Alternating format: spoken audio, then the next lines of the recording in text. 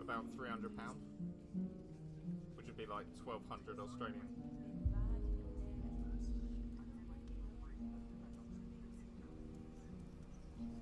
Yeah, but I want a nice desk.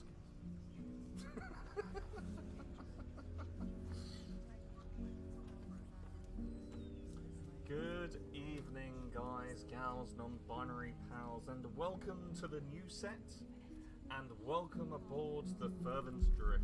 I am the captain upon the Fervent Drift, joined tonight by 6 daring players, who I think I have put through the ringer enough. So, at the end of last session, I did indeed give their characters a 6-week holiday from adventuring. So we are going to find out before we do. But we are going to find out what they were up to, not just during that time, but what they may have found out in that time. What secrets may they have unlocked?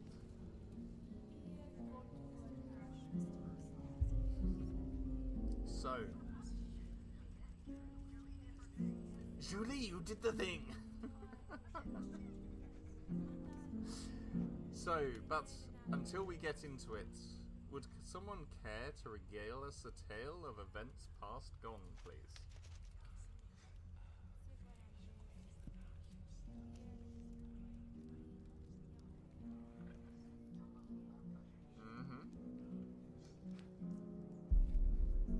I will eeny meeny miny this. Okay, here we go. Oh, 0, go for it.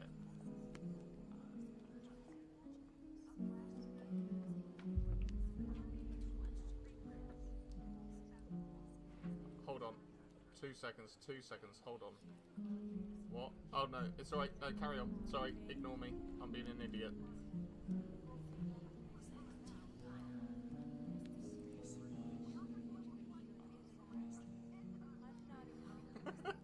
I think not.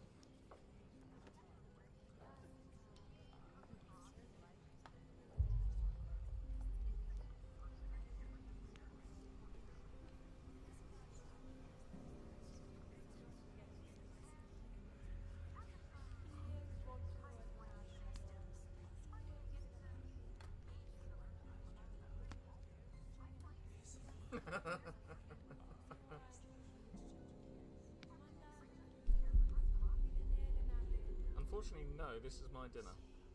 Cheers.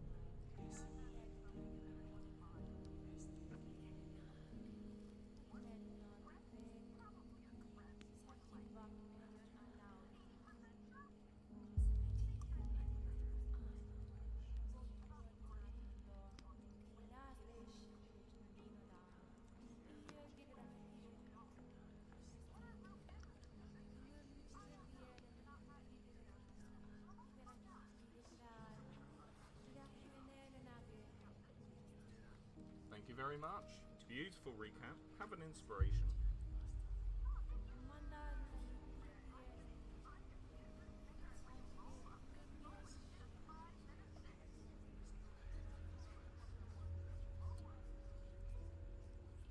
So, I will come to you one by one, and I will want to know what your characters have done since their encounter with the mysterious member of the Inquisition that was calling you out of the building. So, as you left that building, a few of you looked around, and there was no sign of them. And first, we are going to come to Nyla.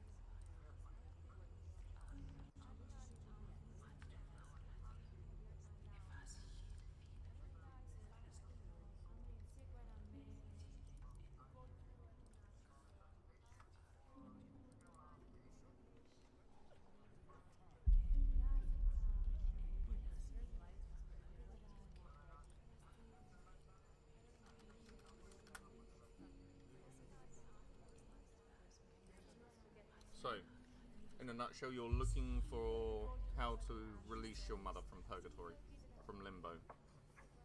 Okay. Where do you think... Where... Do you have an idea of where Nyla would like to start searching?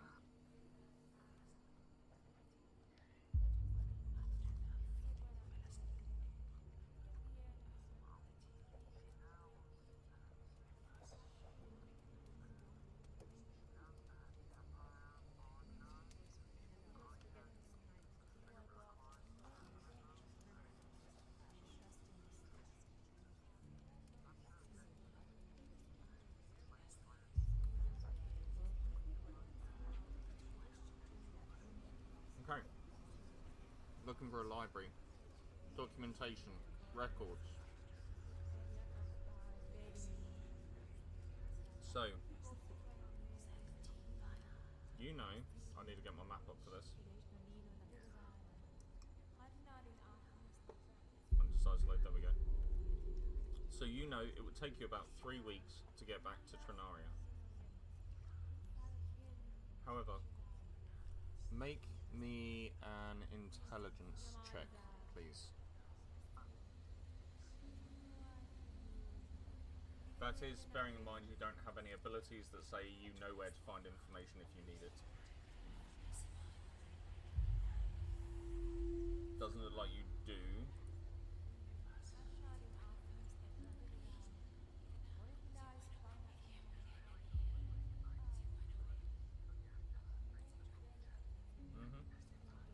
Yes, please. 22. You, at some point, Nyla, have heard rumours and whispers of the monasterial library, sat high in the Amargrian mountains.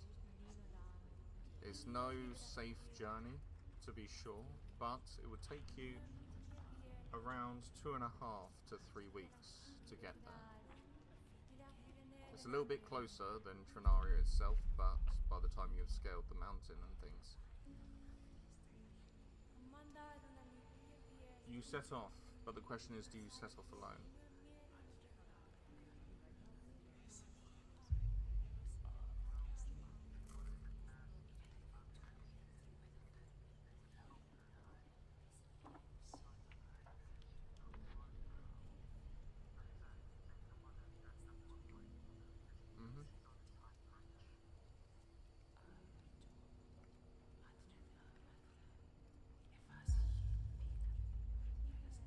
Is there anyone that would accompany Nyla in that direction, or is planning on heading that direction during these 6 weeks?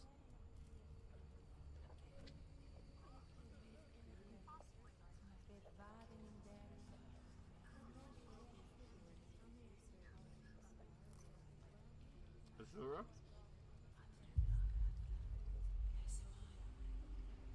You're muted.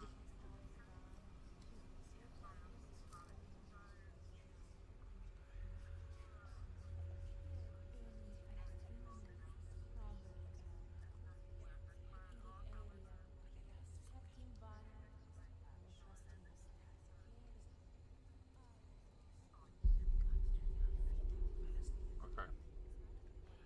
So you wouldn't be. Okay, that's fine. That's fine. Remember, this 6 weeks is for your characters to do whatever they want to do, to pursue what they want to pursue. So, next we will come to Meg. Azura.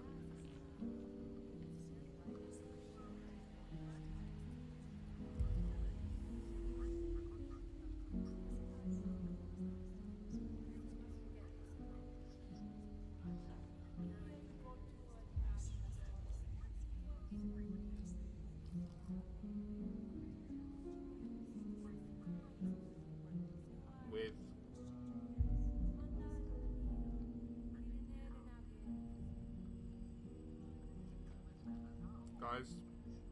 guys, please. So are you breaking this with the Karavosh? Yes, Karavosh. Okay. How do you word this wish?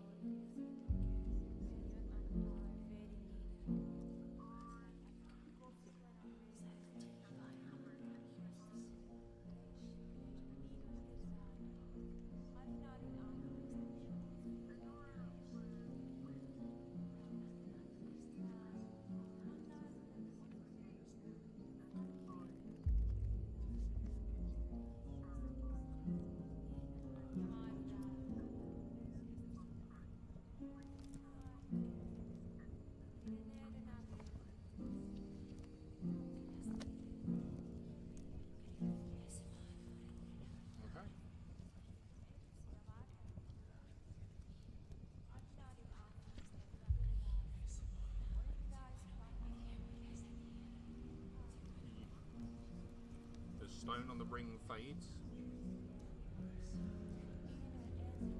signifying the wish has been accepted.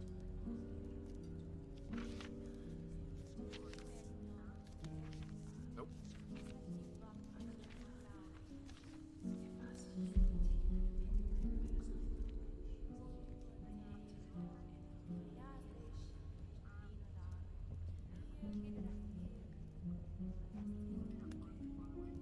Yeah.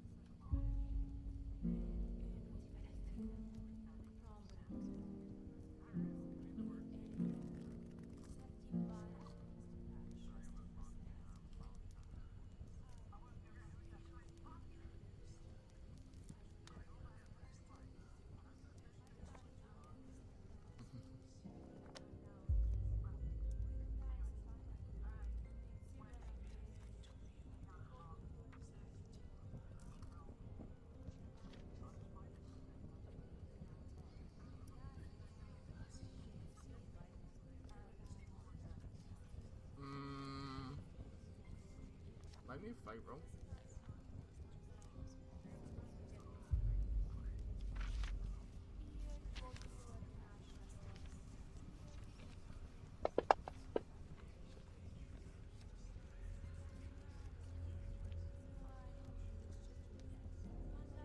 Azura, you're going to need to make me a wisdom saving throw.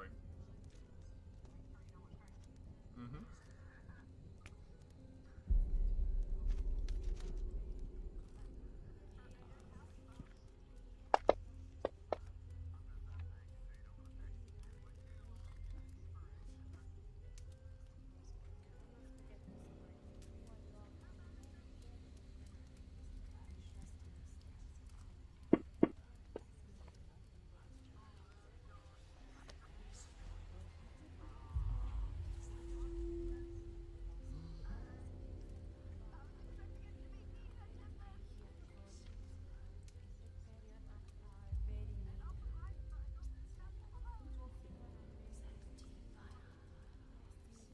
Meg, you clasp hold of the mark from Ravina. As you go to pass it to Seb, Karavosk appears immediately. Good work, my child. Now for trying to disobey me, you shall join me in the hells, and snaps their finger as he casts imprisonment on you, dragging you to the hells.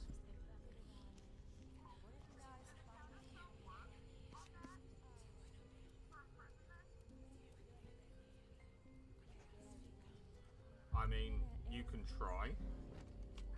Imprisonment is a 9th level spell.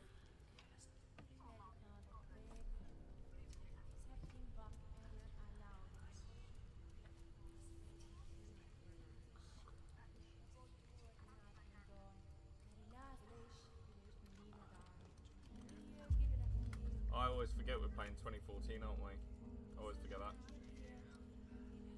I think it's because it's my last 2014 game. So make an ability check. Hold on. You attempt to interrupt a creature in the process of casting a spell. If the creature is casting a spell of 3rd level or lower, blah blah blah. Make an ability check using your spell casting ability. The DC equals 10 plus the spell's level. On a success, the creature's spell fails and has no effect. So 0. Your spellcasting modifier is intelligence. Yes? Yes. So you have a DC 19 to beat with an intelligence ability check.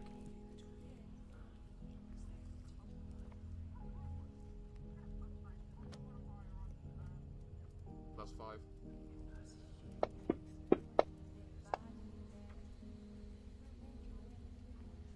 You have an inspiration. Hold on.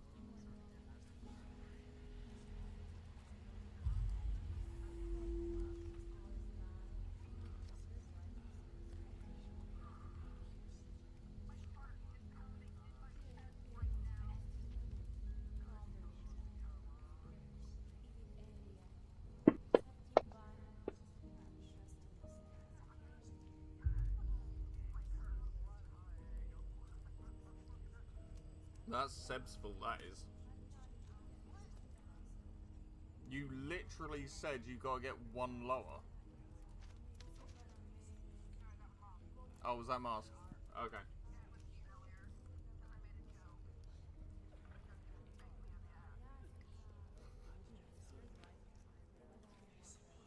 As you try to counterspell this devil, he looks at you, smiles.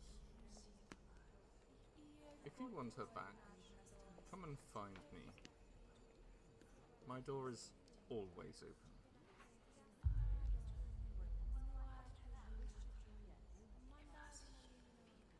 You will have to join us in the infernal halls. Until then.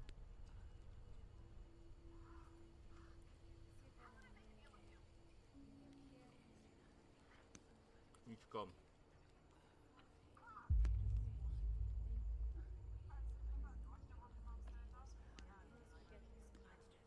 You still have it in your hands.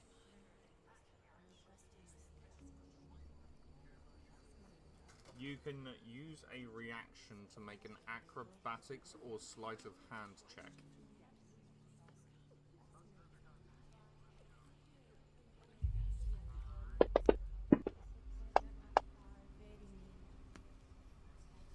Hold on.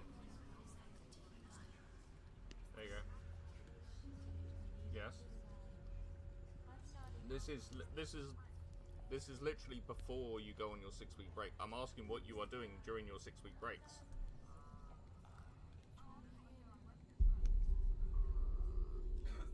I didn't hear that, but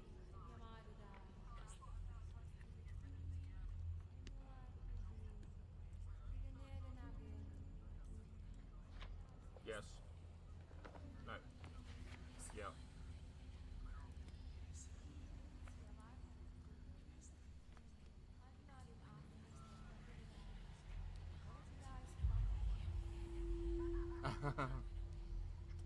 Nah.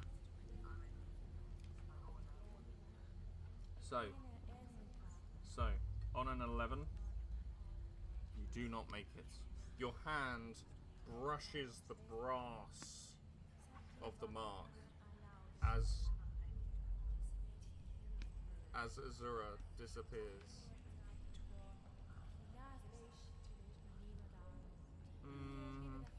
Yeah, go on then.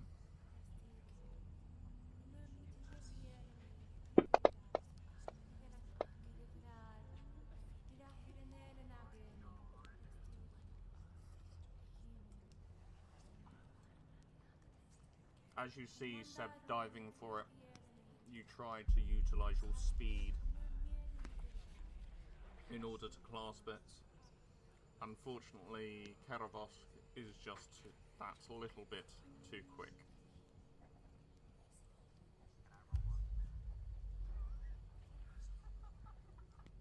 If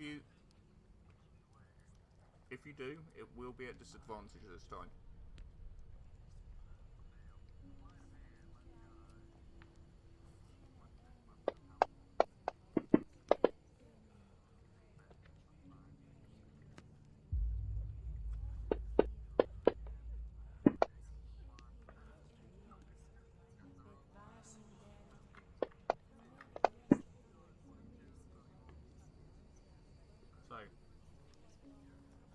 On a 12.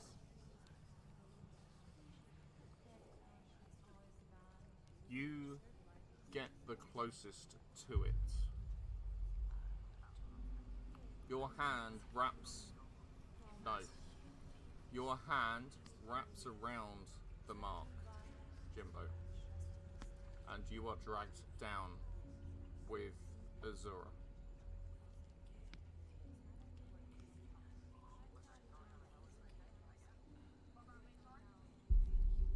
Jimbo's joining you in the infernal halls.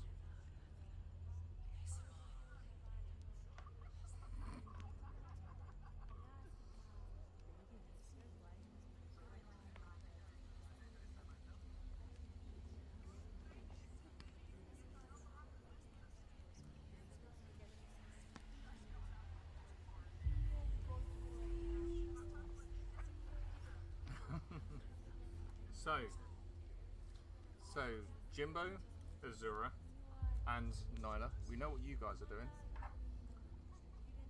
Zero, what are you doing during this 6-week break?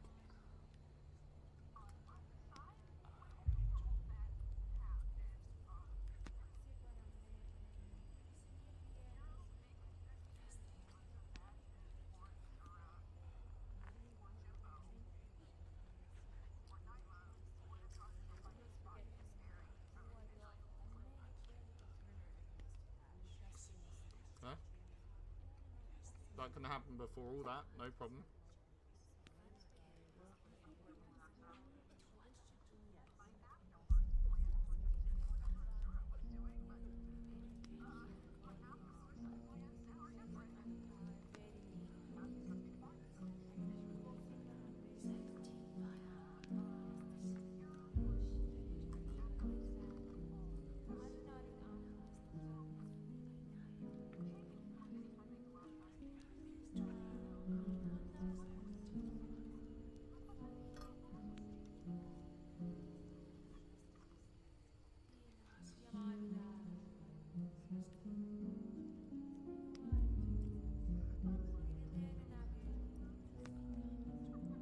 The what?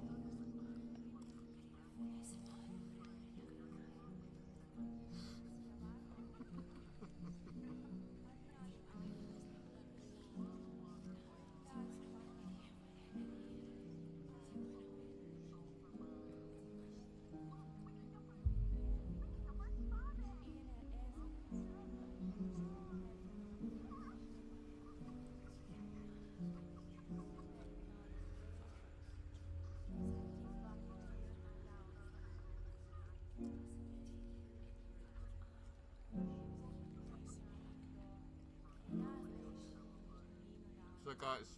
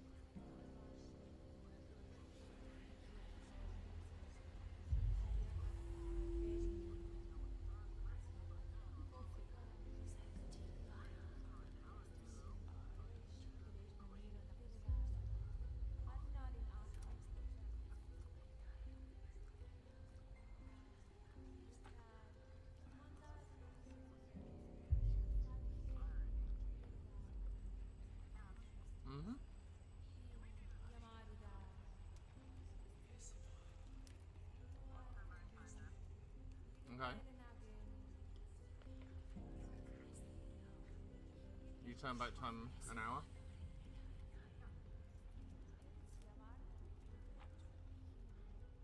The Mark, Garavosh, Azura, and Jimbo are all unaffected.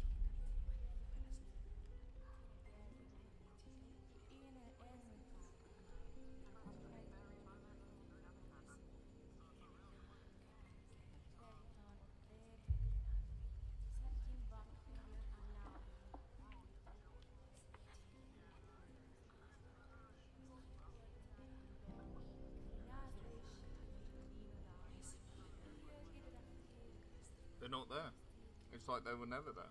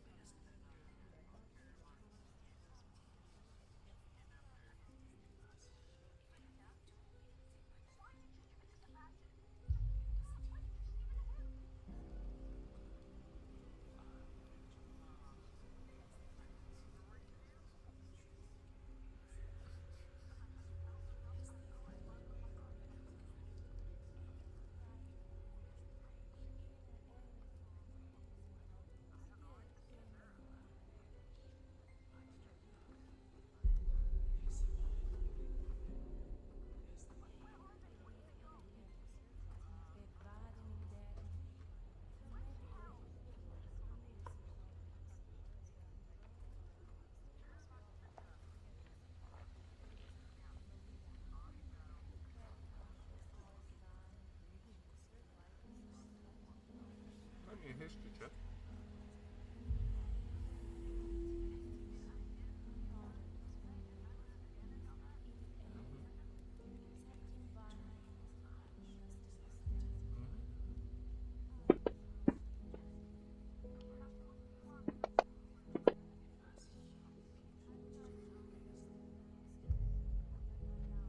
So, on a 14, excuse me, on a 14,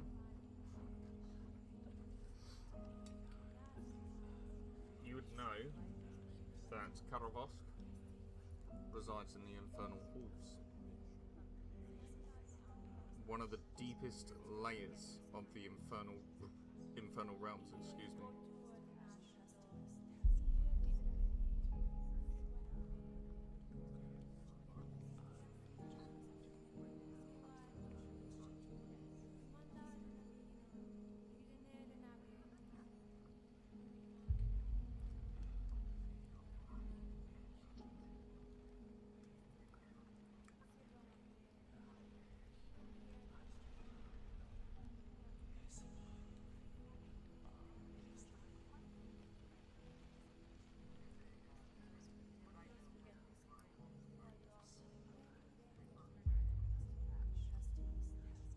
You have a rough idea. It's basically it basically looks like a celestial graveyard.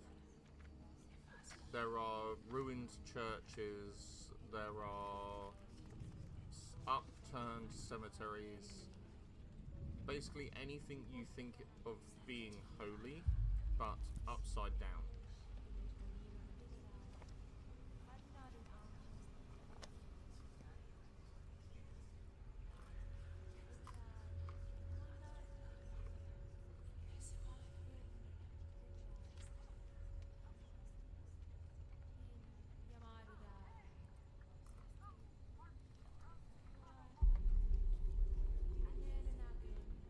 You're already there.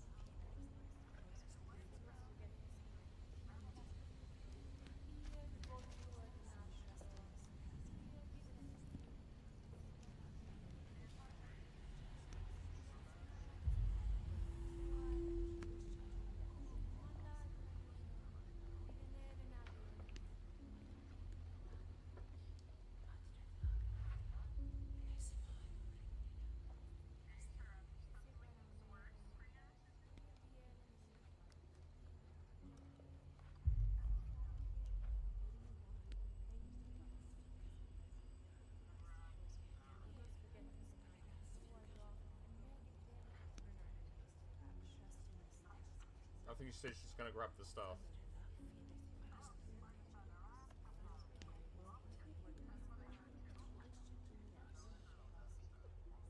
So, you each put your hands on the staff. As 0 activates it, you see the green glow wrap around the rod as you feel yourselves flying, but gently, as if you were in some kind of invisible elevator, lowering yourselves through the realms and the planes, and landing in the infernal halls. From here, dear friends, make me a fate roll each. Because remember, this is meant to be the 6 weeks out of the adventure.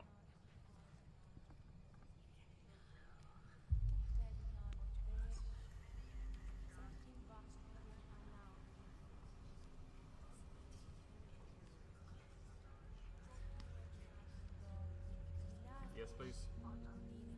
Yes. Yes, please.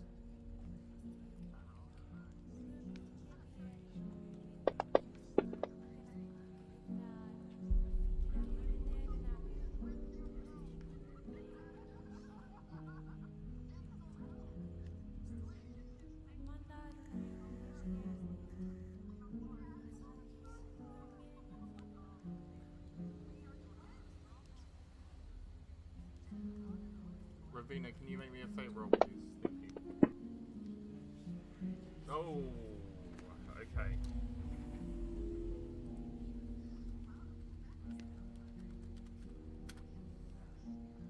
What's a pirate minus the ship? Just a creative homeless guy and an anteater plus a large hungry mutant ant. An ironic way to die. And what's domain? Domain range. A kid with too much in his pants and 2 balls minus 1. 6 titles at the Tour de France. It's new math.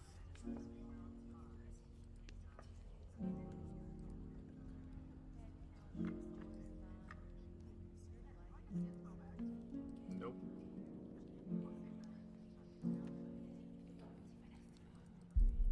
Oh, I've done this wrong. Alright, I need to do this again because I got distracted. 96 plus 18 plus 32 plus 79 plus 31 plus 36. Not just average it. Over 6. So, this may not be as bad as you're expecting. What do you think the average was, guys, without working it out?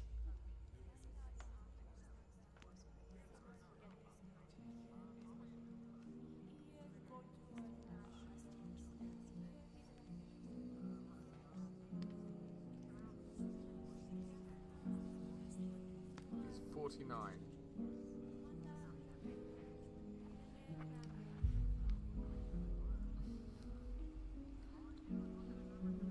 Yeah, that's alright.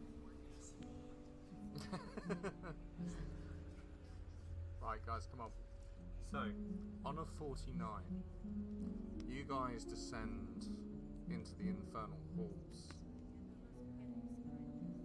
During your time here, you meet a number of fairly significant characters to the hells, including running into Lexisor.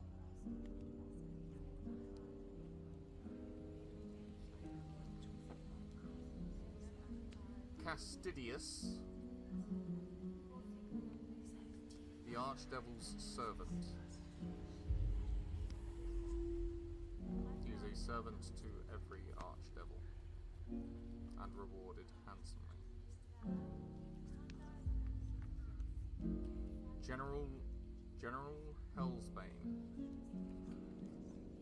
So named because he is a former abyssal lord, forced into devilish servitude, and now leads their armies.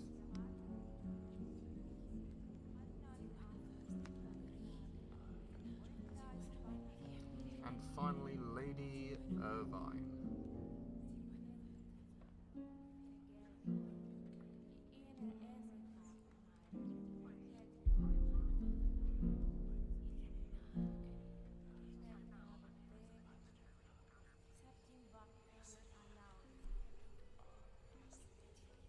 See if Archivist will do this now.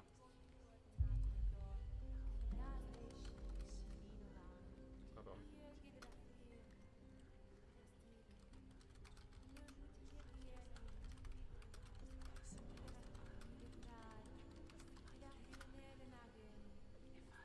Hopefully it will work, because it's meant to be able to work mid-session.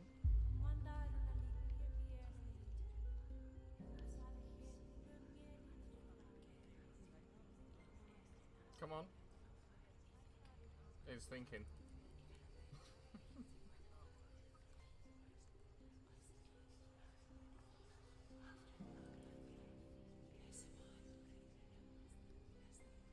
Nope. It hasn't. Right, okay. So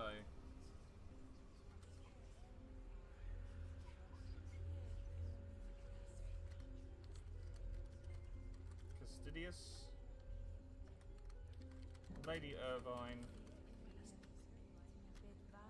and General Hellsbane.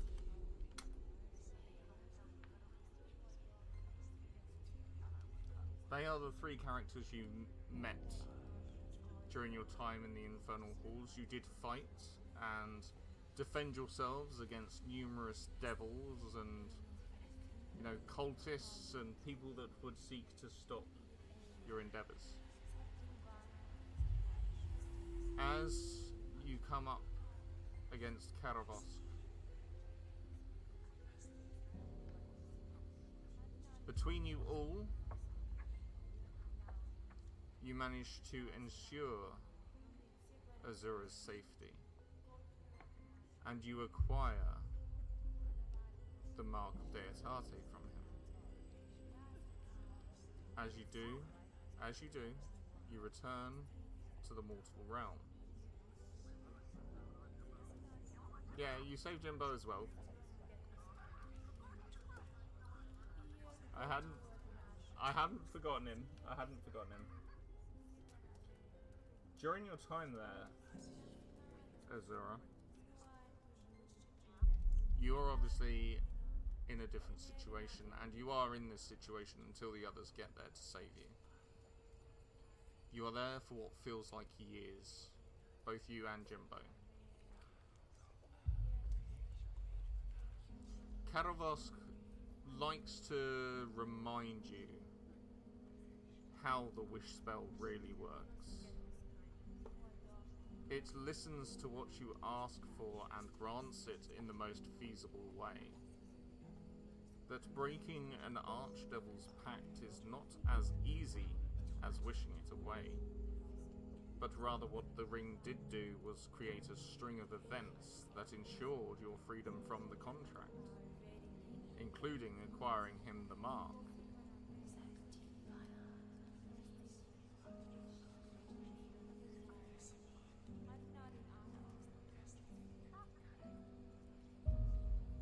You will also learn, whilst down here, that it seems the Abyss has gone silent. Something is happening in the various realms. Not even that Karavosk is permitted for such information. As you return, a mere couple of days have passed. but you have all aged 15 years.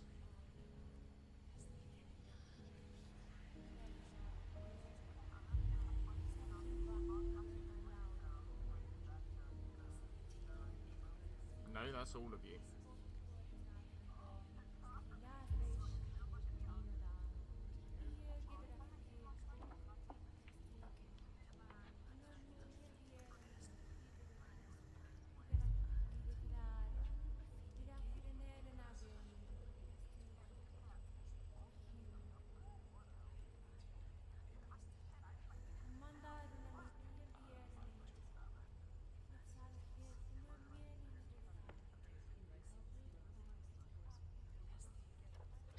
So, at this moment in time, you remember all the events down in the Hells. You also recognise that only a couple of days have passed on the mortal realm.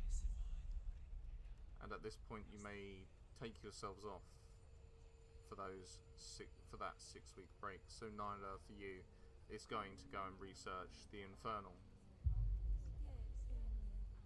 0, I assume that means for you trying to find safety and hiding from the Inquisition. Azura, I assume you are off to go and find Sybil.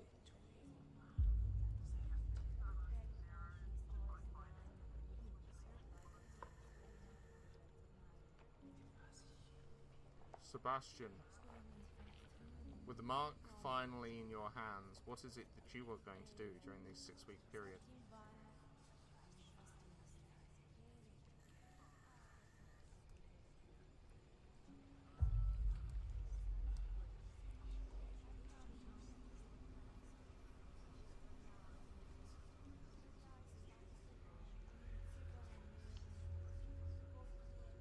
I mean, you have time to travel there and get back. It's about a 3-week round. It's about a 3-week trip there and a 3-week trip back, but you do have the time to head back for a couple of days.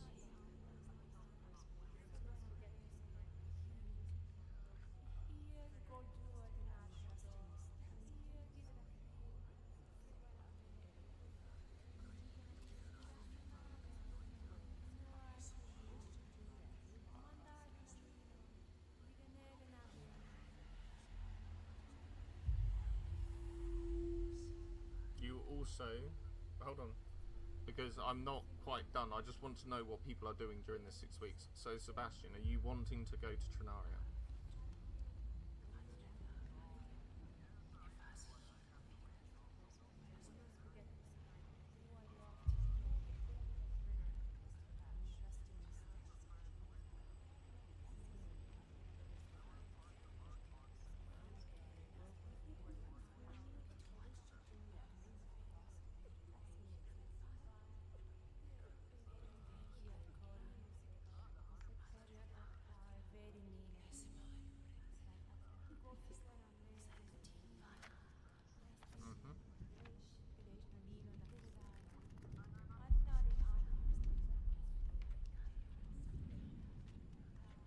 Jimbo? Okay.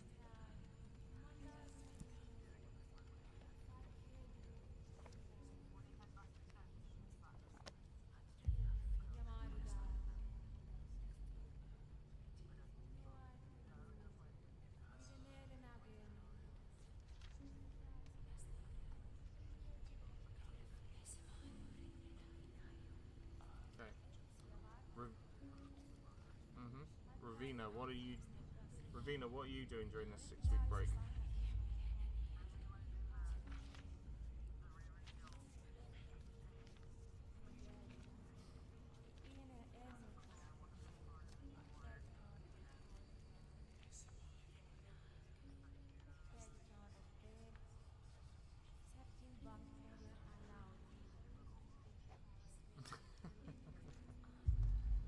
So are you... I'm guessing for the 6 weeks you're going to be running the Ravens Guild, and then towards the end sort of be like, this is too much. Okay. So, we'll go round one by one with what you discover on your trips. So Jess, Nyla, you head off towards the Amargrian Mountains. You're fortunate enough to come across people in merchant carts and carts willing to take you in that direction on your journey. As you come to the foot of the Amargrian Mountains, you have never seen anything quite like it. These are the tallest peaks across all and any lands. They reach high enough to be hidden by the clouds themselves. As you start the ascent, you come across bodies after bodies after bodies of people who have also attempted this ascent and failed, and they are so high up they are unretrievable. There are little items or equipment on them which sparks you as strange. And when you're about 3/4 of the way up, you hear an ear-wrenching scream from above you, behind the clouds.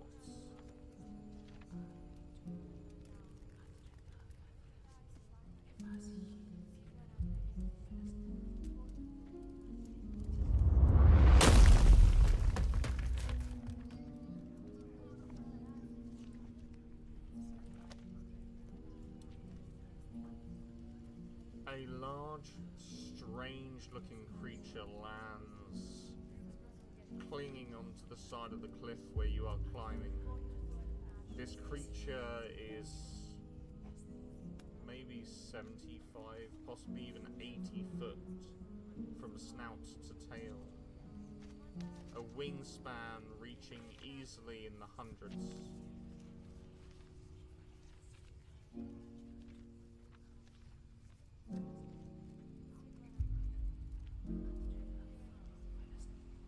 You're unsure. You don't know what this is. Yet, it does speak. State your reason for breaching all territorial laws.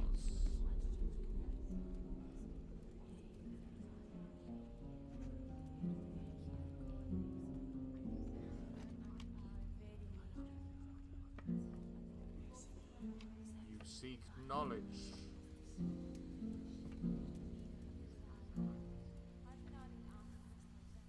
And what will you do with this knowledge when you find it?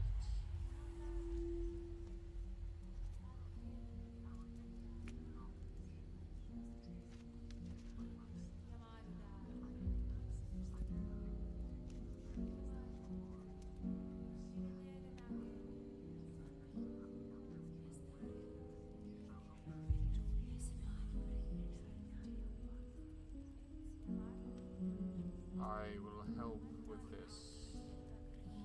You see as this enormous creature throws himself away from the side of the mountain and dives down. As he dives down, a few seconds later you watch him descend beneath the clouds below you and reappear as a giant claw reaches out, grabbing you, lifting you high into the mountains. Speeds that you couldn't even fathom traveling at. As you arrive, you see this large, ornate temple. Its pillars standing a solid 300 foot high themselves, the structure reaching heights of 500 feet. Almost balanced on a singular mountainous plateau, as if one misplaced rock would send this whole place crumbling.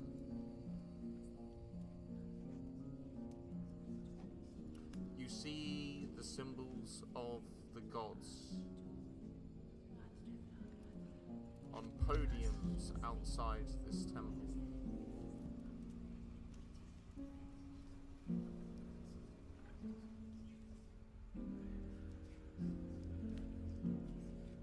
As you enter, you are met with men and women who are shaven of head. The men have long and exaggerated beards tied into all sorts of plaits and knots. The women themselves appear to have braided clothes, each piece of cloth finely woven in between another.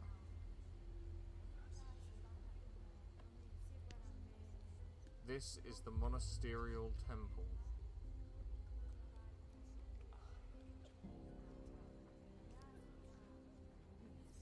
And you will meet, and I'm just about to type these names out into Fantasy Grounds.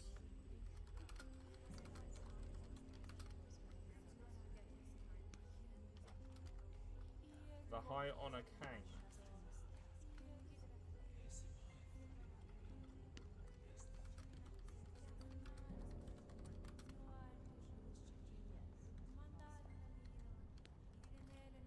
The Bridge Honor Ghost.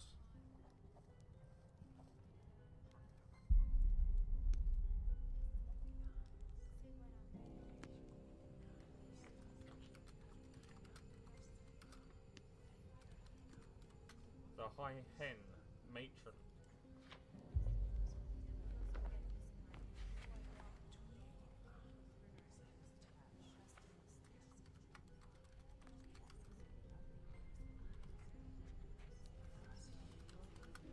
And the Posture Balance.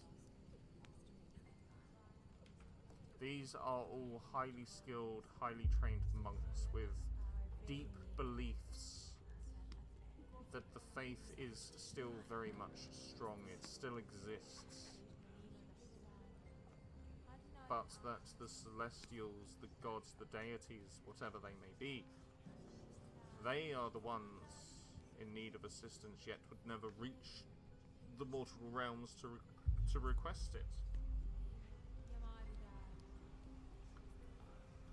You are invited into their great library for the information you seek on the many realms, specifically the levels of the infernal realms.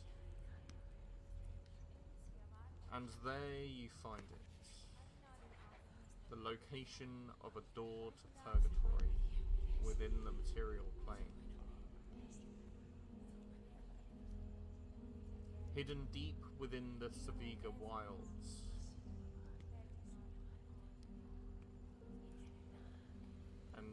A very ancient Fey catacomb that will lead you to where it is you seek to go.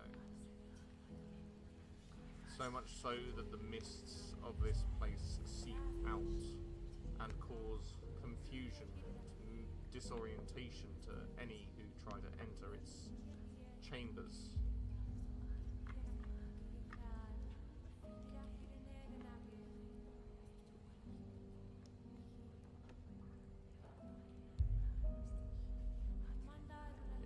Get in and out with her,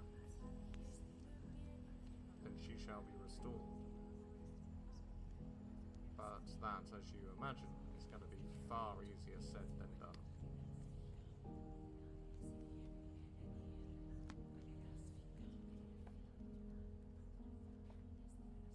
You watch as these monks train from the first glimmer of sunlight until the first shine of starlight. Every single day it's the same. You watch and study these individuals, see how they live. They live on very little food. Just enough to make their training worthwhile, but not so much to overindulge. There's no such thing as luxury in this place. Never even heard of a magical item. Just solid belief that the world can still heal.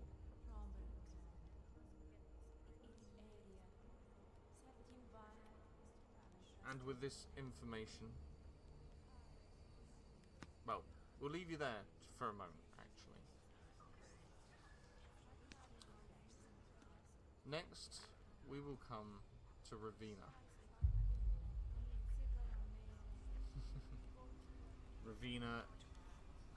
Ravina, in this time that you are running the Ravens Guild, there is a shift occurring. The balance of power is changing. The Demon Lords held power by fear, though as word of their destruction gets out,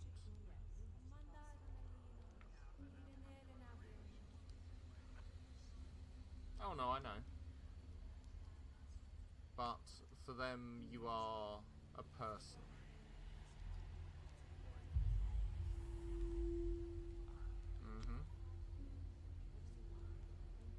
And no matter how hard you try, people start to question your capabilities, question your strength, question your abilities, and the more that they question you, the more that you are tempted to use brute force tactics to prove yourself.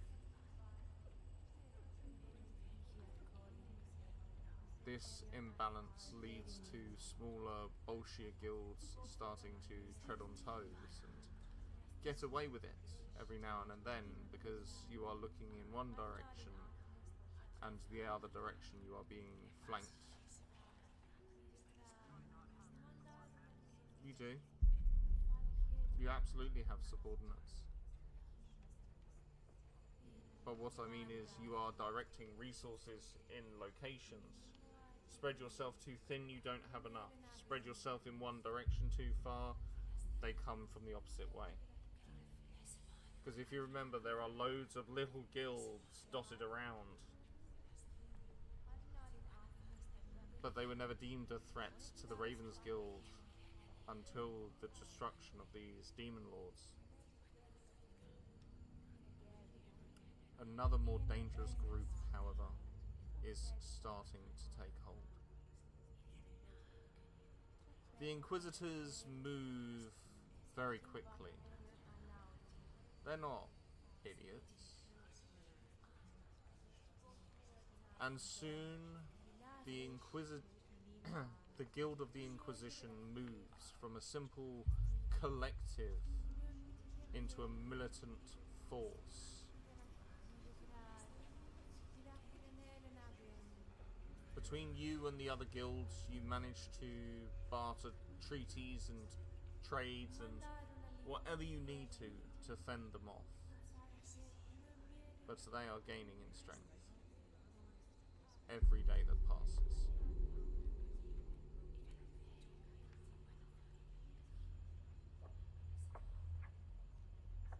And then you realize why. One of your subordinates comes to you with a blueprint of plans.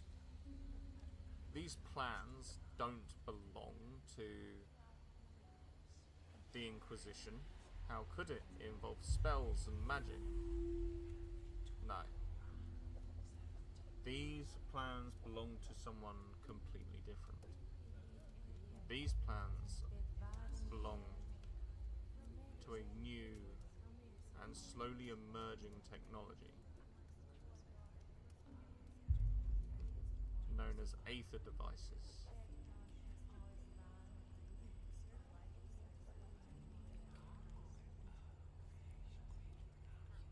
They are still extremely unstable and purely experimental at this stage, but the Inquisition deems them a threat to society as a whole and must be destroyed without question.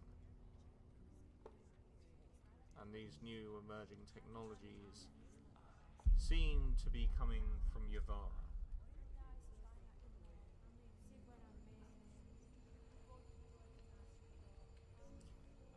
Next up, we have Sebastian and Jimbo. So you guys, as you get to the docks, you see Veni's ship. There is a gentleman there with a very similar attire to Veni, waiting by it. He's got the top hat, the cane, the jackets, the shirts, but appears to be much, much younger.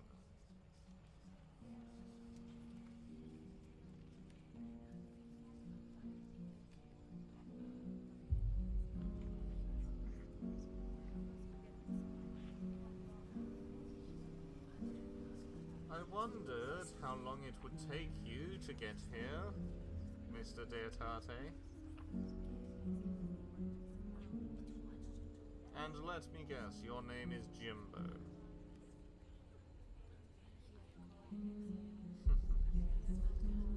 I'm not surprised you don't really recognize me, Jimbo. We sailed together a few times in the past.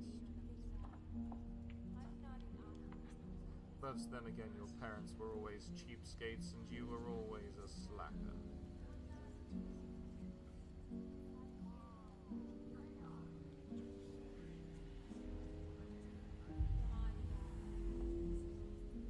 As it happens, your old mentor Veni and I were good friends. The name is Vance. Vance Alagor. I have a letter for you. A letter of testimony and a letter of will.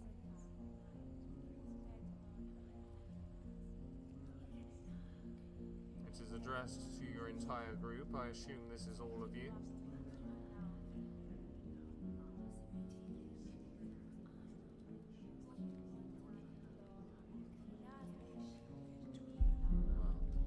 Nevertheless, here, and he thrusts it towards Sebastian, all the time eyeing Jimbo.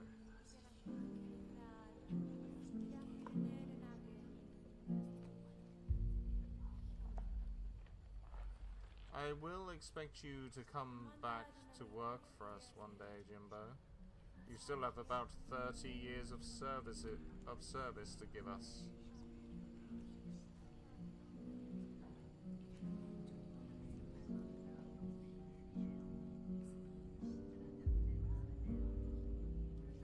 That can certainly be arranged. I can give you a return trip, you delirious little oaf. Some things have never changed. Mr. Deotate, be careful of this one. He might just get you killed. And you see him walk down the dark cobbled streets of the shoreline as you look at the last will and testament of Veni in this closed, sealed envelope.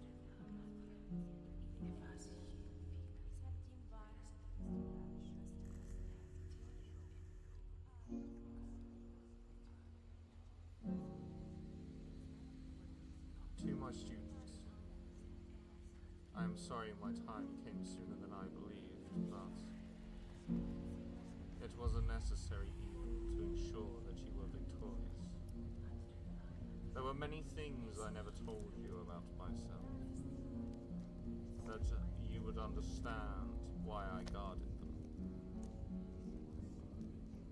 Many times I visited the Heroderic Order, looking for a prophecy that would tell the forthcoming of somebody who could save the world from the curse. The curse that plagued me for near on 4 centuries. I lived far longer than normal man should ever, and thanks to that curse was unable to die.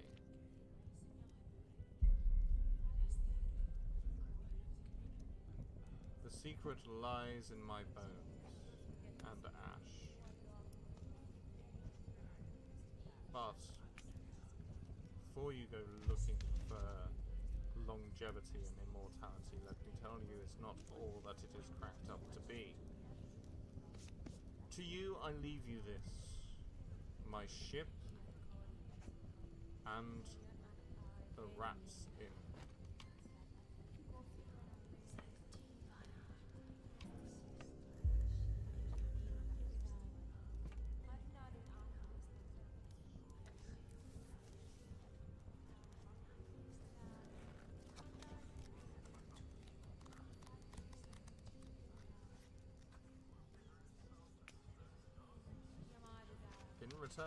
Didn't repair itself.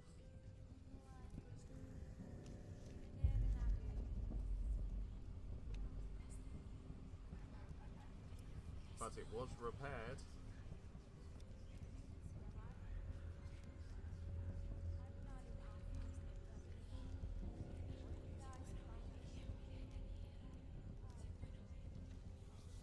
And the wretched Rat's Inn.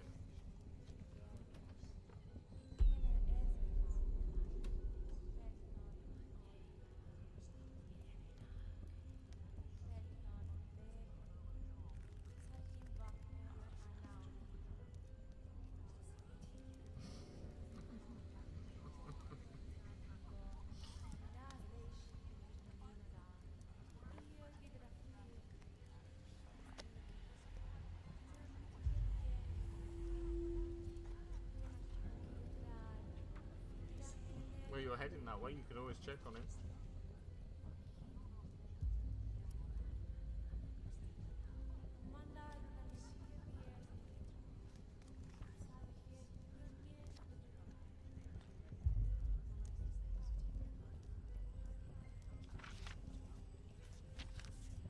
So, I'm assuming you guys board the Golden Rook.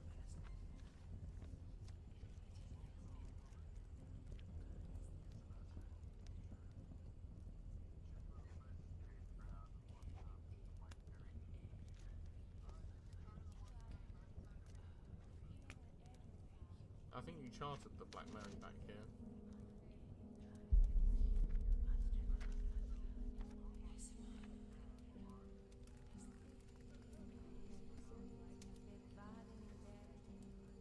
Well, you were heading that way.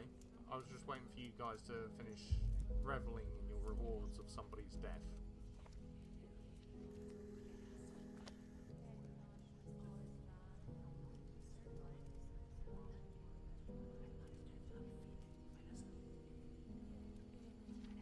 So,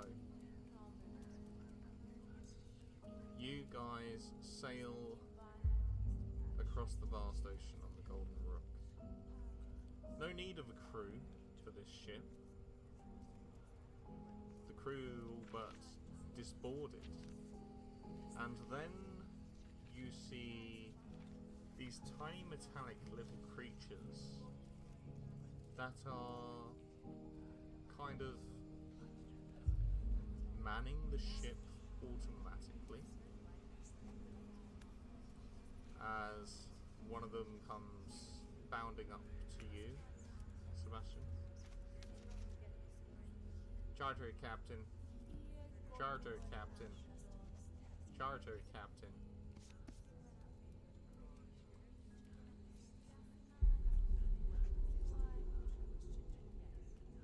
He turns. You heard the captain. And they set a course. As you do, you see the shadows of Eardeer in the distance. And as your boat as your boat goes alongside it, something strange happens. The shadow almost completely disappears wherever the rook is. And you feel the mark glowing.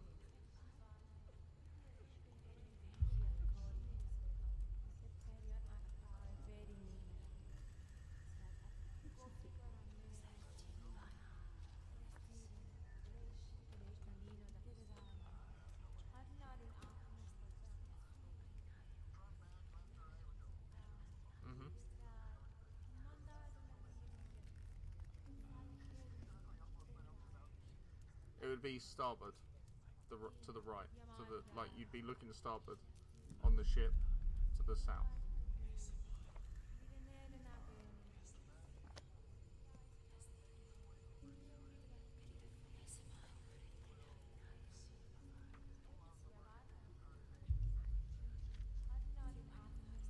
As you do, the mark continues to glow and the shadow continues to shift away.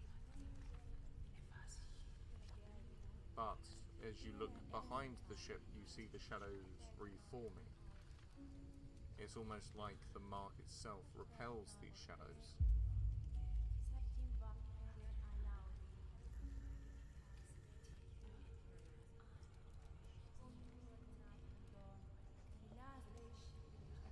After a week on the water, you shore up in Gallo, in the kingdom of Gallo,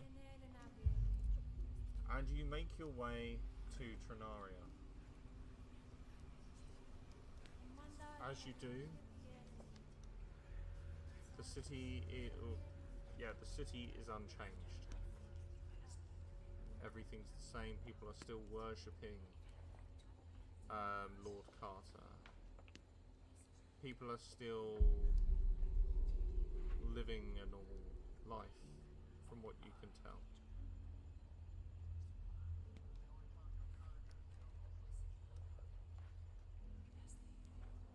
If you ask, they will mention her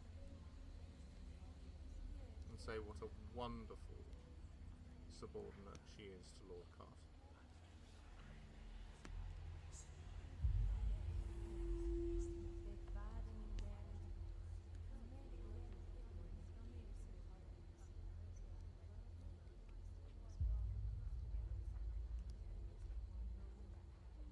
As you head over to the mansion, as before, you knock on the door and the door swings open, inviting you in.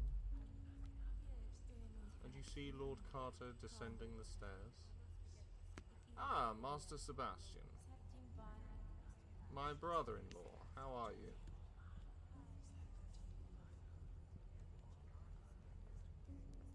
No more trips to the shadows, I trust.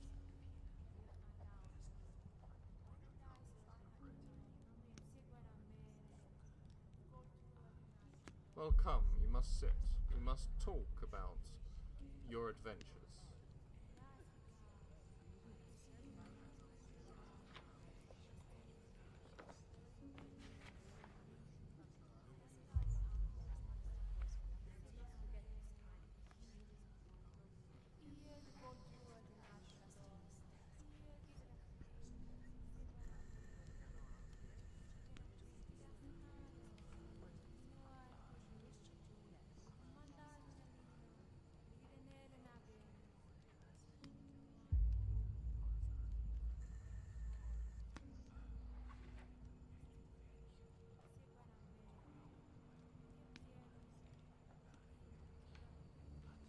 Make me a perception check.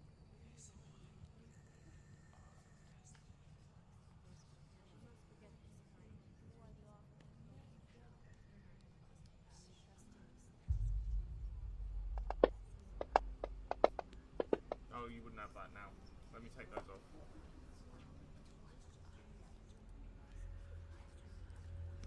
Rest, long rest, rest, long rest. There you go.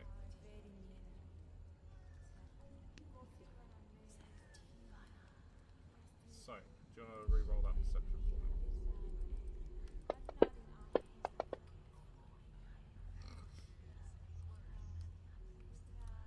So, you're looking for any sign of your sister, and you don't notice any kind of remnants of her being here. There's no signs that she's around.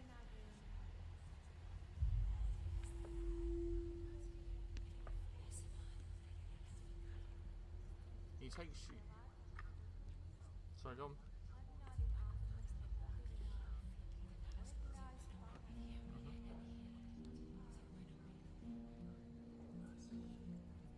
Redecorate. What is wrong with the decoration?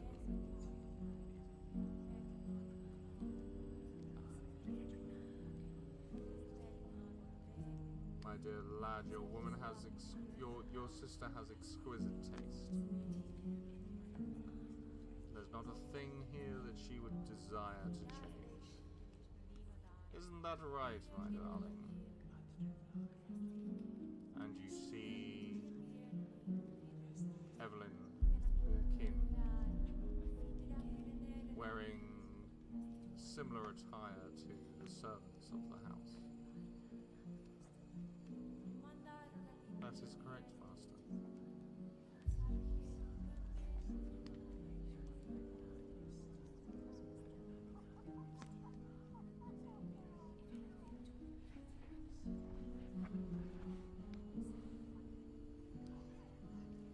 You look upon Evelyn, and despite your more aged appearance, she somehow appears to have aged even further. Her hair no longer the fiery orange you knew, but instead grey, dull, and dried. Her skin pale, and her figure depleted.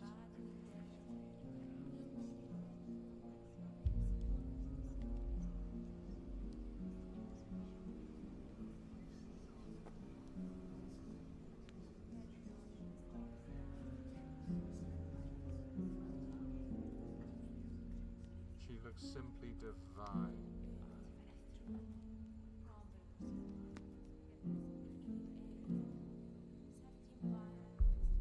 We had to make sure that she couldn't try to surpass me. Too many of my children turn against me. And so when I sired her, I made sure that she agreed to sacrifice her strength.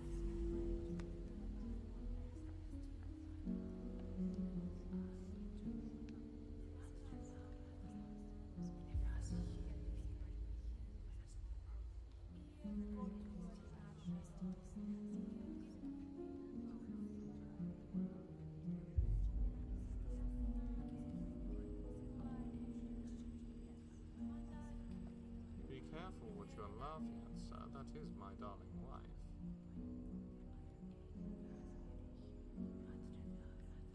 Was your sister. She is mine now. Bound to me by soul, blood, and bond.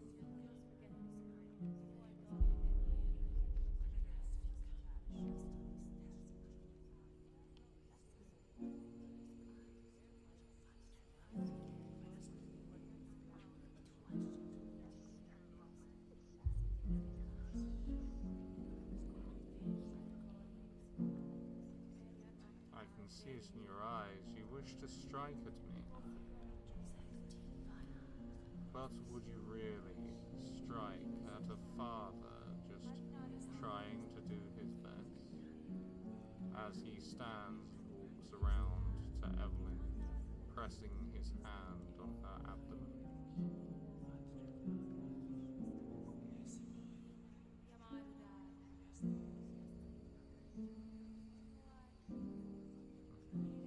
Oh, she will be a mother.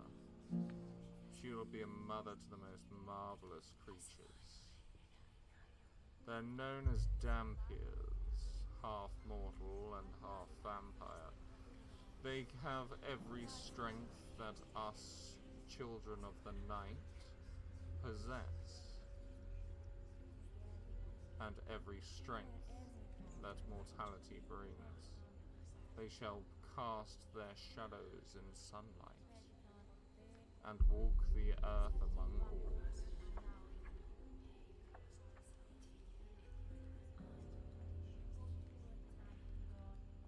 This is only going to be the first of our brood.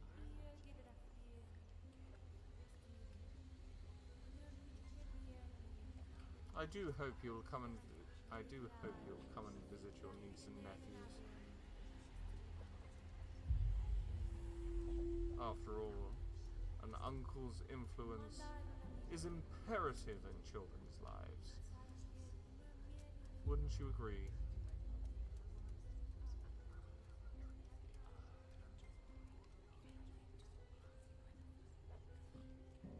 Pleased to hear it.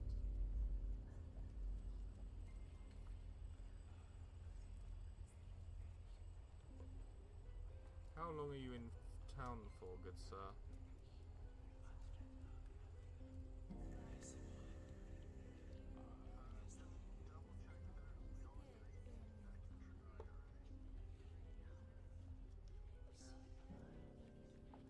Well, we'll see.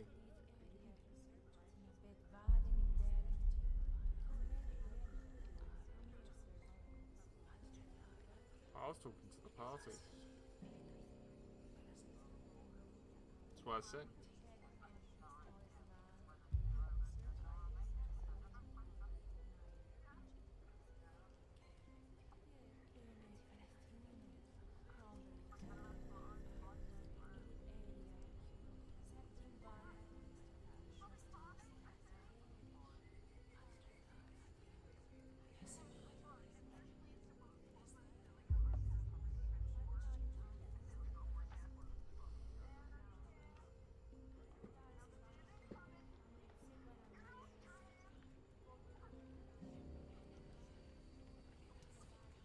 So,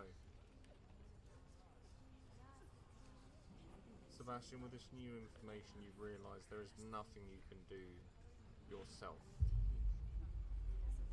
to save Evelyn in this moment. Because Evelyn is, for all intents and purposes, a vampire herself. But he has found a way to keep her blood mortal. And the children she bears, it is clear, is draining life from her.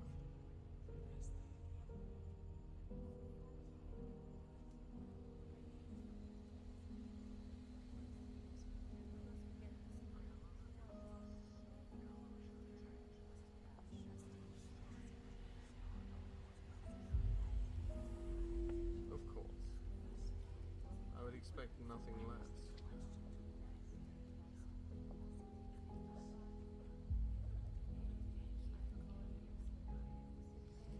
Finally, we skip over to Zero and Azura, who are heading towards Tyrilia to try and find Sybil. Now, the first few weeks, it takes a while, whether you choose to cross from the Hangman's Hollow over to the other side of the sea, or travel through the Saviga Wilds into Tyrilia itself. I imagine you're more likely to head for the wilds because that is where you were told Sybil was last seen.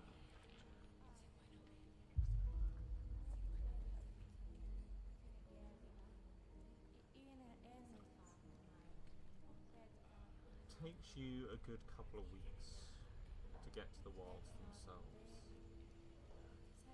And as you enter, there is something strange. Almost immediately. These forests are in a permanent state of thick fog.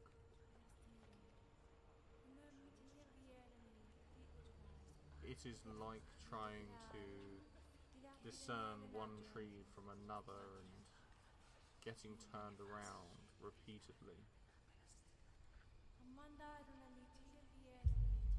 Walking in one direction, a singular direction, doesn't even seem to help, because these wilds go on and on and on.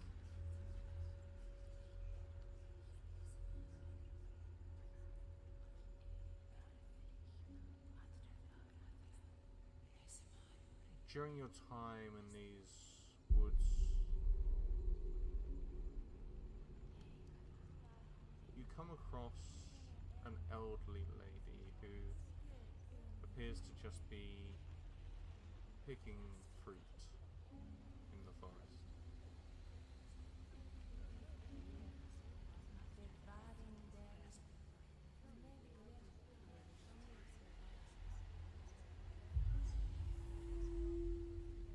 up until this point would seem strange because the forests are almost barren.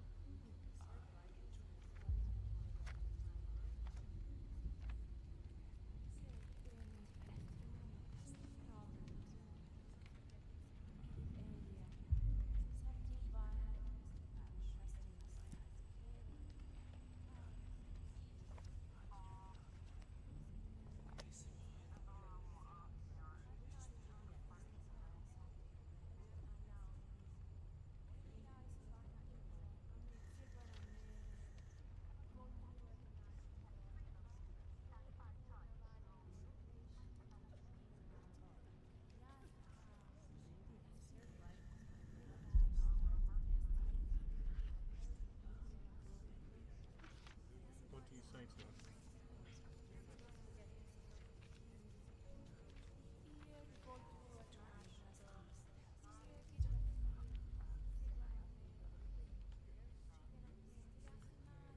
As she turns,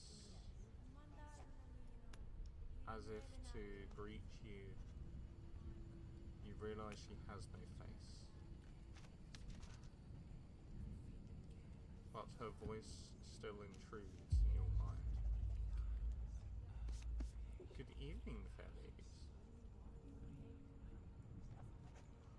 How may I be of assistance?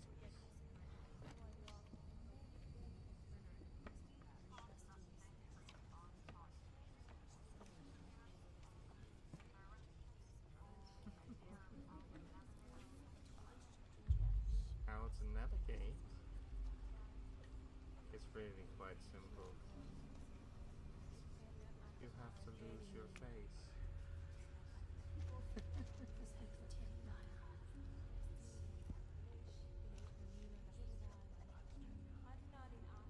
For only the faceless can wander these woods.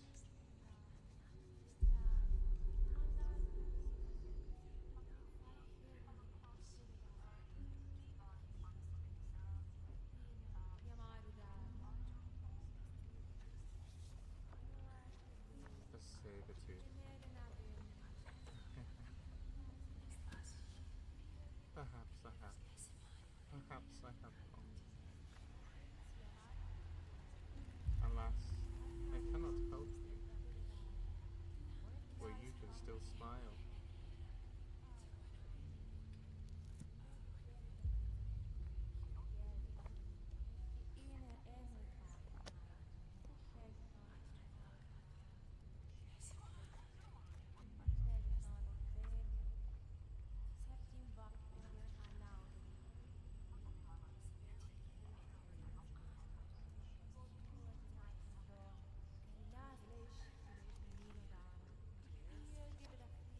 You are not of this plane.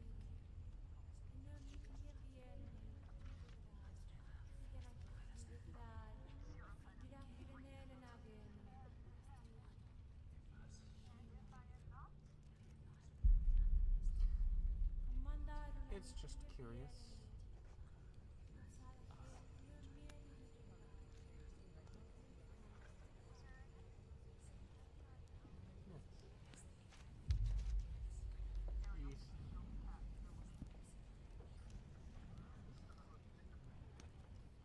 You see, the faceless aren't blind.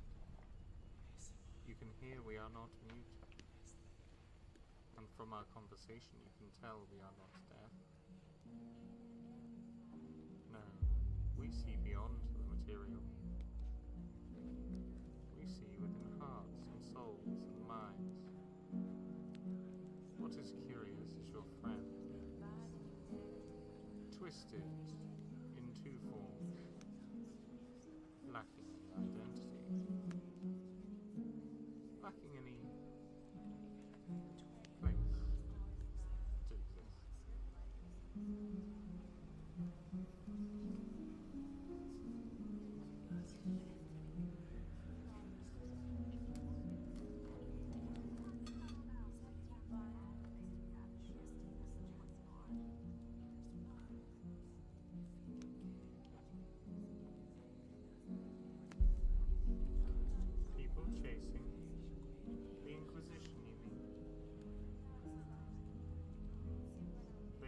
find you in these woods.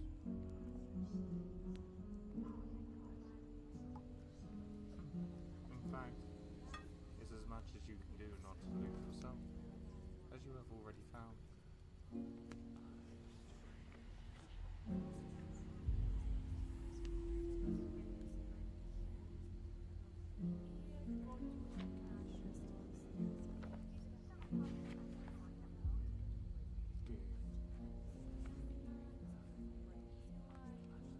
Until recently, you did not know your father.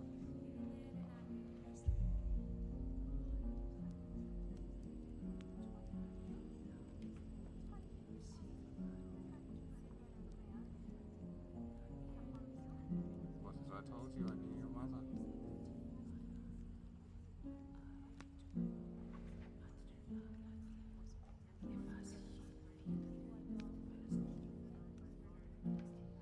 You see her hand reach over her face, and it changes and shifts.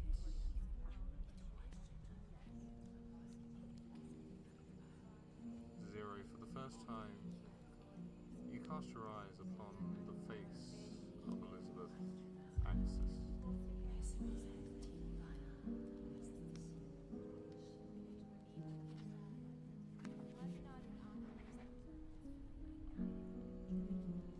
This is what she looks like now. This is the state in which she exists. But I am not her, so do not be fooled. I'm merely demonstrating that I know her.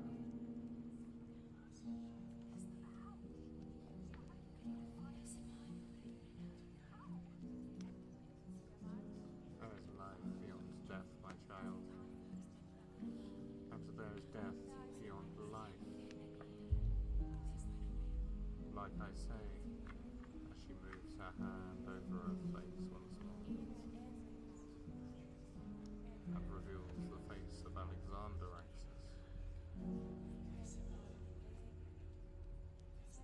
There is many traits to being faceless.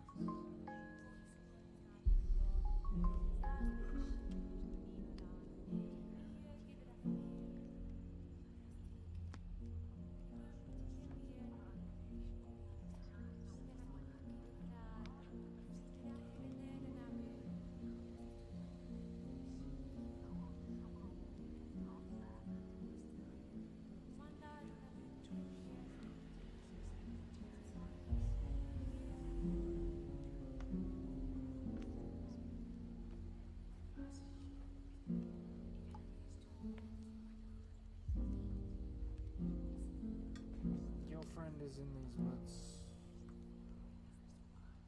hiding, scared, hunted. Oh, where's Archivist gone?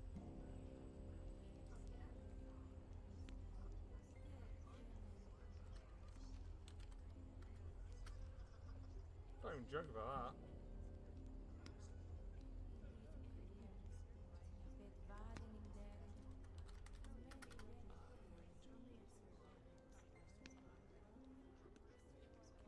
Application did not respond, so it's crashed. Okay, well, that just means I'll have to upload the recording later. If you wish to find them, you must become faceless.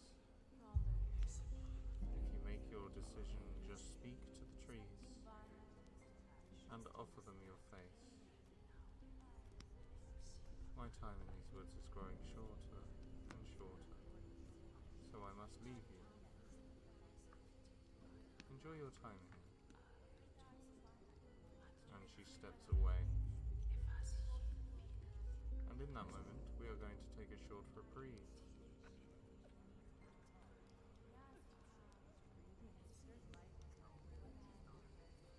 Behold the boogie.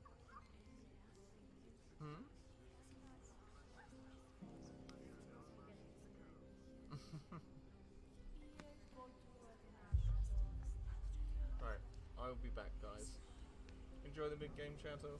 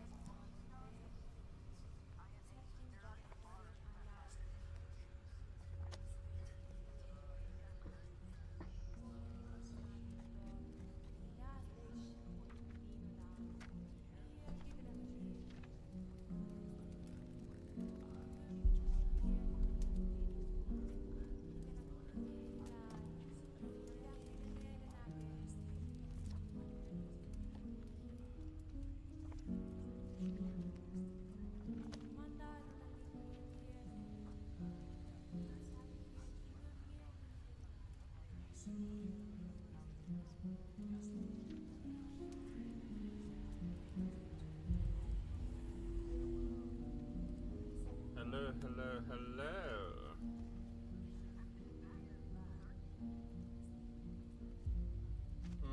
Oh. Cool. Amazing. So, when I left, we,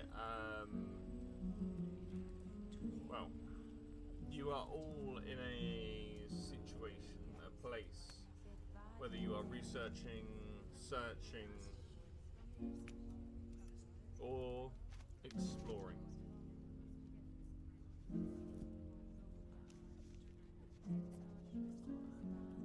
At this moment in time, actually, let's go back to the wilds just for a second, because I overheard Zero saying about potentially giving her face.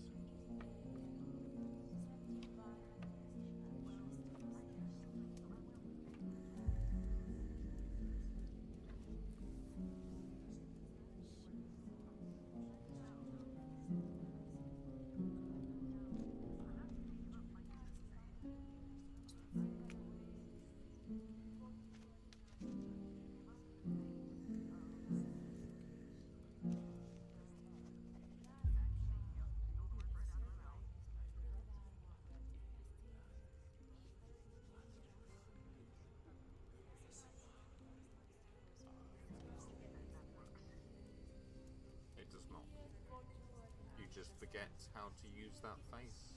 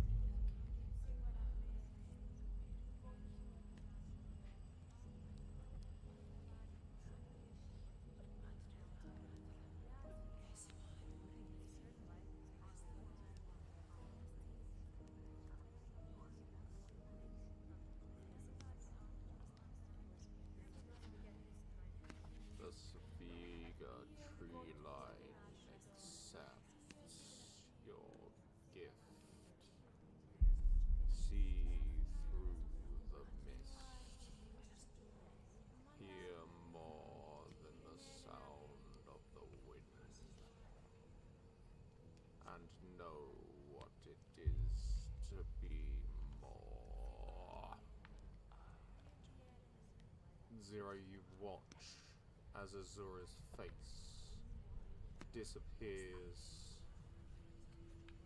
and becomes just a splay of flesh.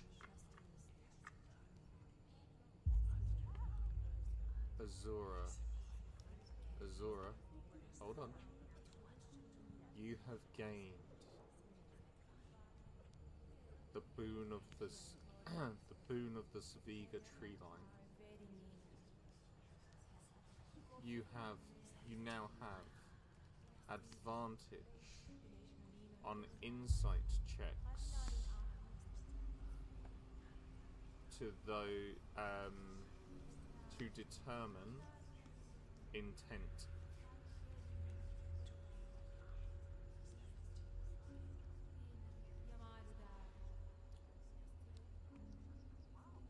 You also gain 60-foot blind sight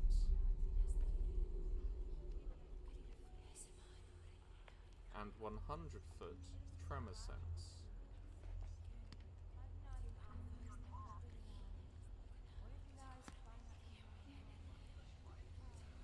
Tremor sense.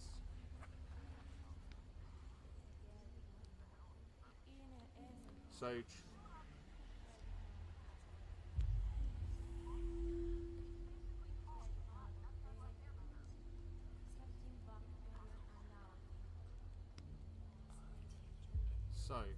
when you give your face, you can feel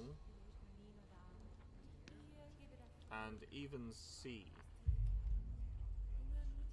around these woods without confusion or desperation.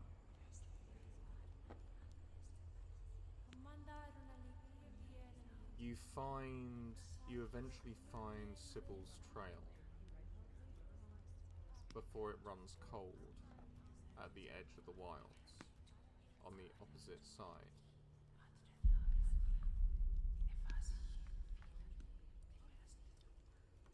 And you find yourself in a small town known as Fiam.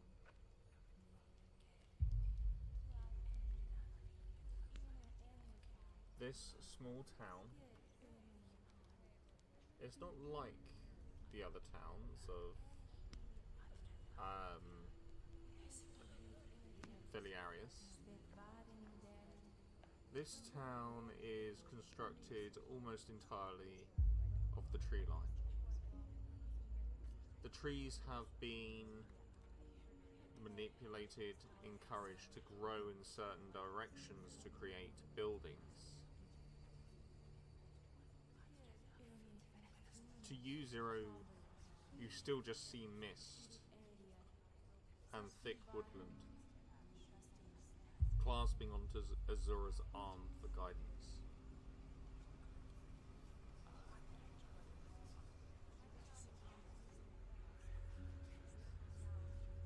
But in this small town is where the trail for Sybil goes cold.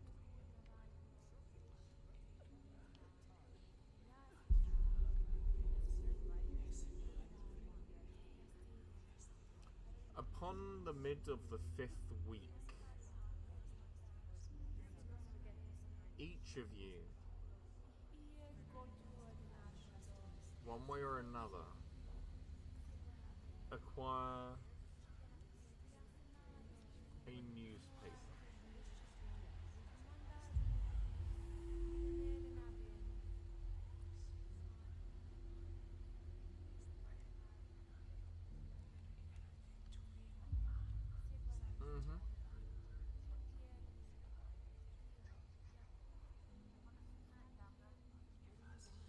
So this single sheet newspaper, the headline, New Discovery Observed, Threat, or what's the word I was looking for? Oh fuck, I've forgotten the word now. No. Progress. new technology witnessed, threat, or progress. It goes on to explain how magic users have found a way to infuse pure magical remnants into objects and machines to make them hum and glow and move. The extent of the technology is very much not known. However, it is well debated. There are a number of entries from opposing views. One stating that over-reliance on such devices could lead to the downfall of all species and races that inhabit this world. There are records of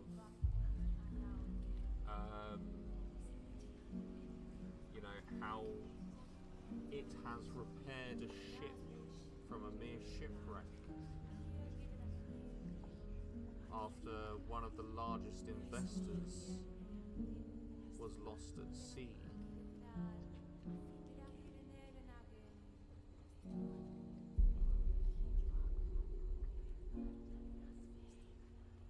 It explains how this technology is revolutionary.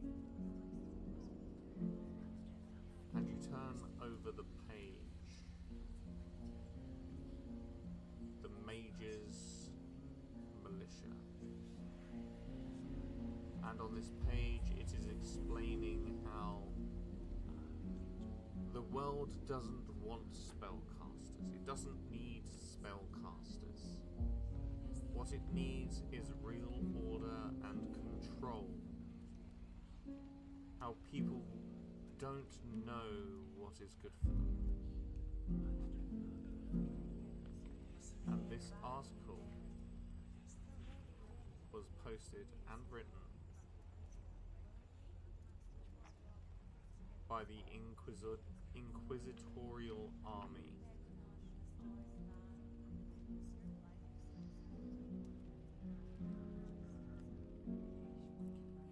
And it lists at the very bottom dangerous individuals, favourable rewards for capture. And there are a bunch of names in there that you don't know or haven't met.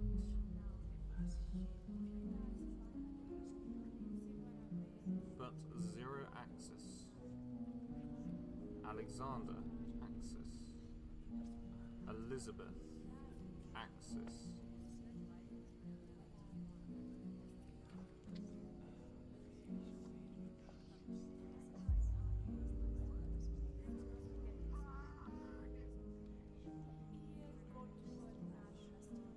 crimes witnessed in Raven's Nest, and it gives the date that you fought the Archdemon. Claiming that you had, as a group, summoned this creature.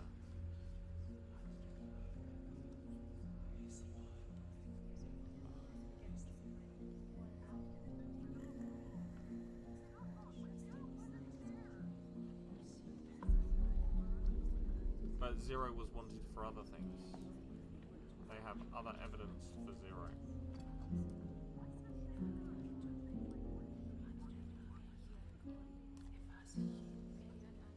Murder of one Father Zarel.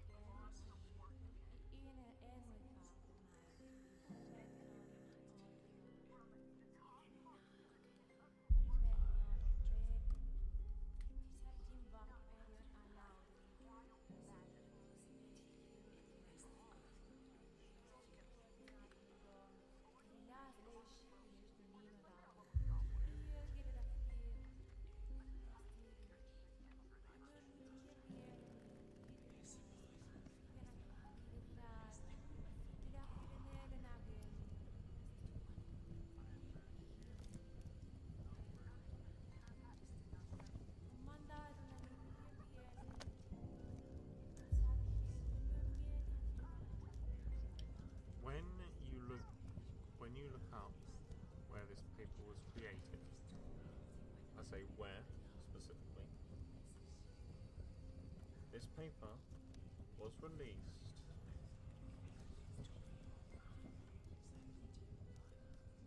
in Kalanor, the capital of Yavana.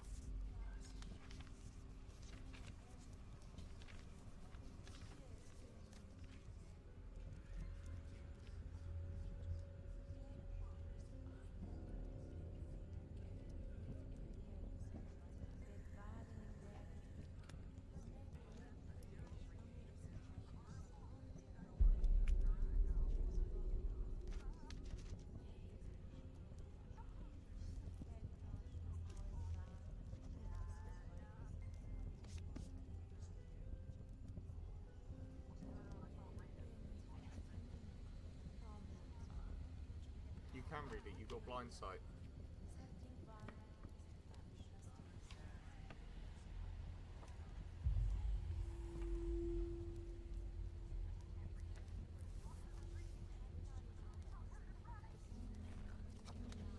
But you didn't teach her to drive a tractor.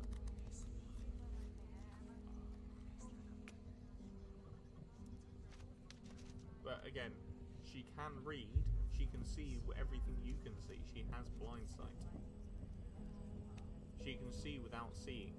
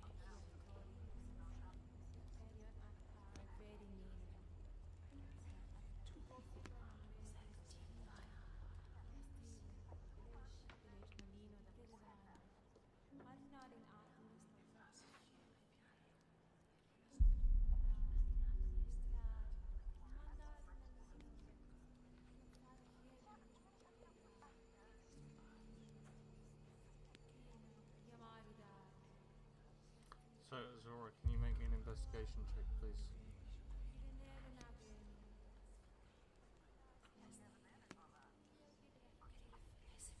Sure.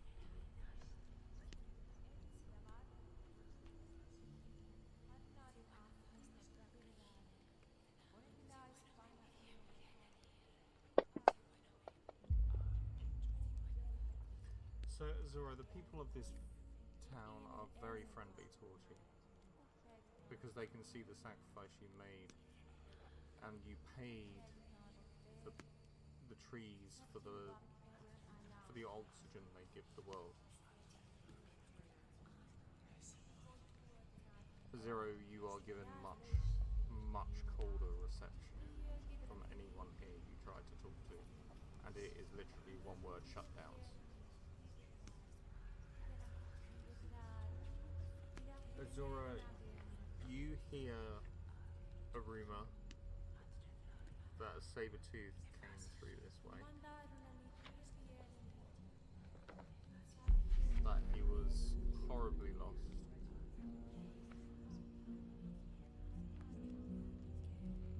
and that a fairy by the name of Styx, S.35,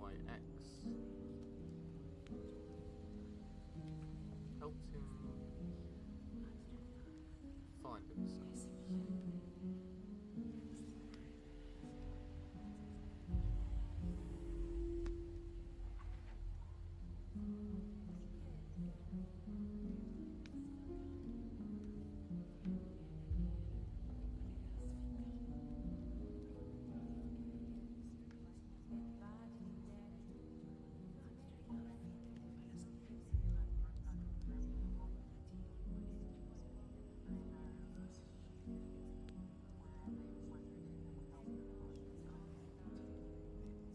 They do not.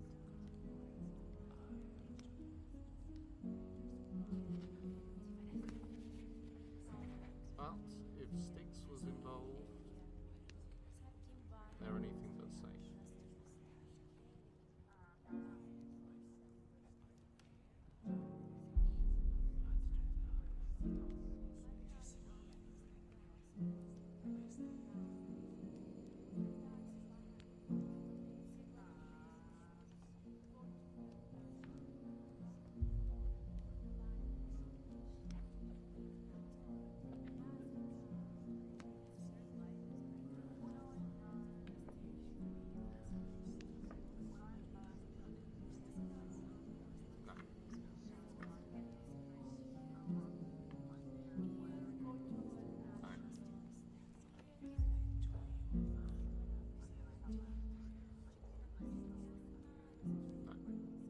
Nobody knows how to find this thing.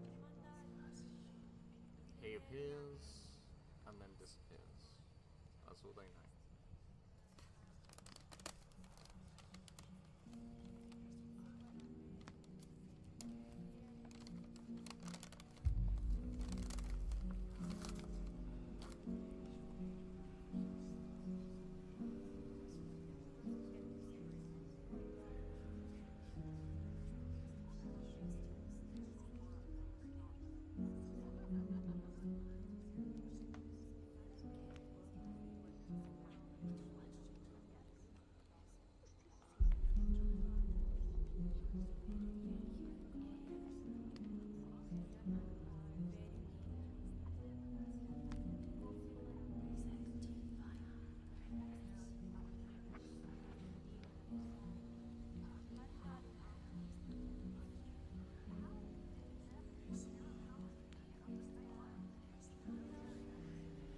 Next to none.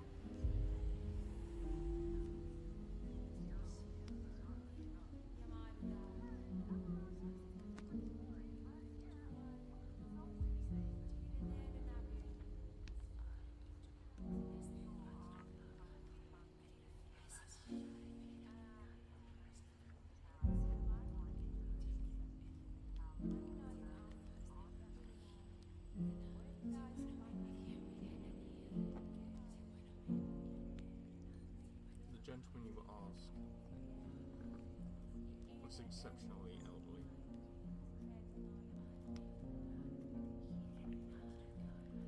You are looking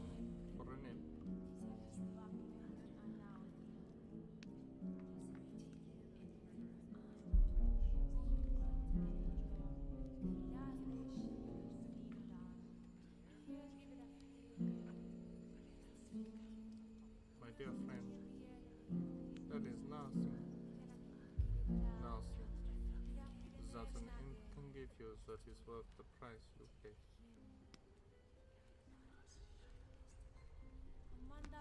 Not even the breath of your firstborn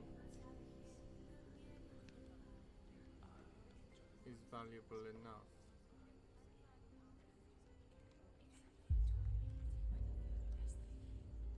The imp will not accept anything less.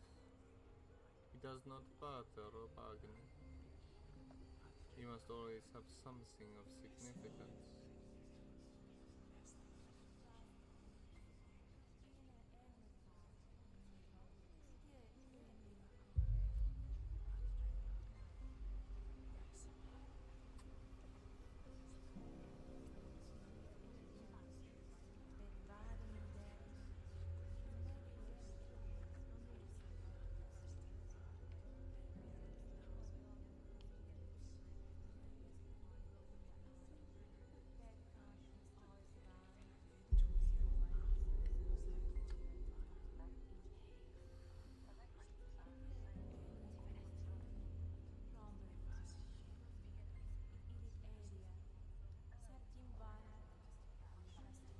You are dealing with the imp.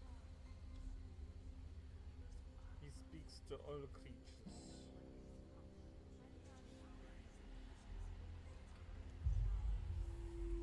Beware the imp.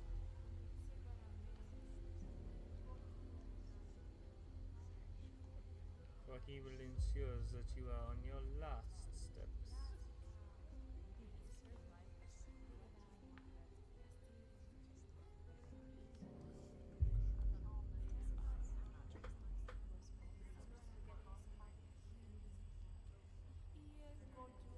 Your confidence is aberrant. Your confidence is admirable, but your ignorance is laughable.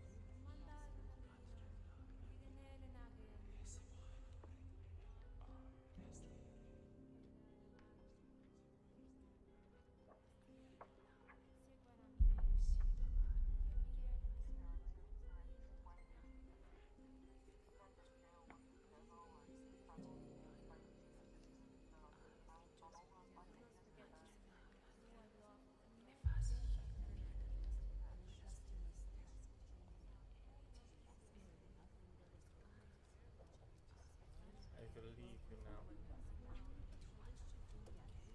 But remember, beware of the imp.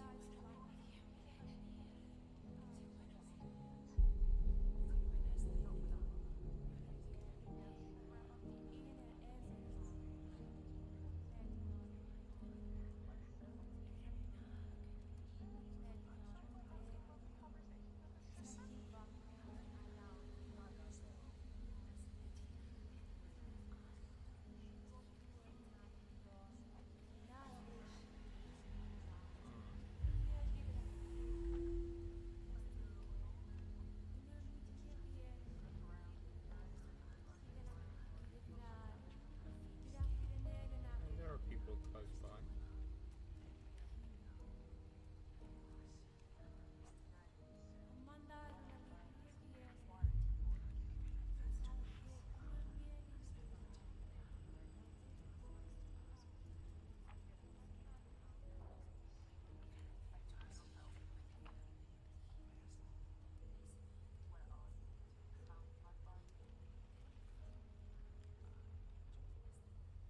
As you say this, I'm assuming you say this in the street. You see a figure walk out from the faded light of street lamps that again are woven into the natural elements. And as this figure approaches, the others in the town all but fade into just your periphery. He looks up and smiles at you, and you see his bluish tinged skin and his cracked face. You see on his back a pair of torn wings and a singular black line that trails down from his thigh to his ankle.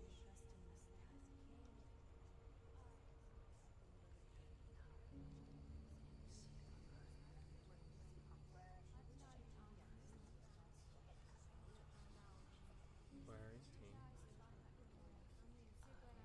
Where is who? You have to be specific.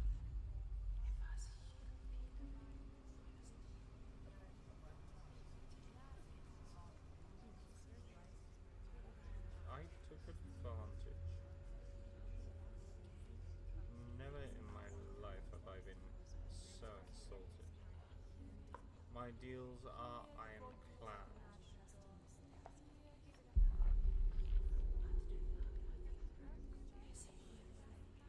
Yeah. You can't hear what they're saying properly.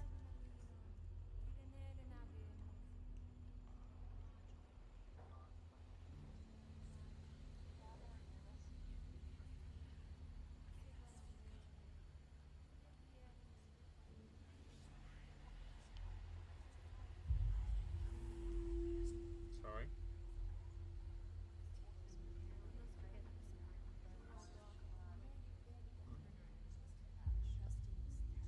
They wished to find their old friend.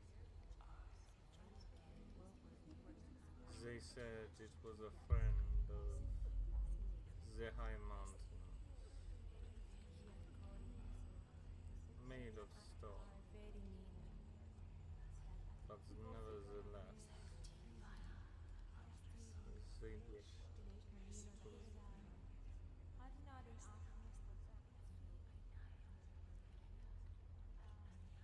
And so I offered a simple contract to meet themselves,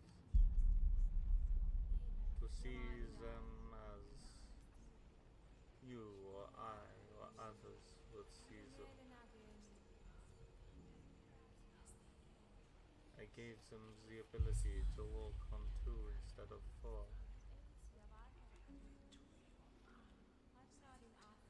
I gave them the ability to question instead of follow blindly.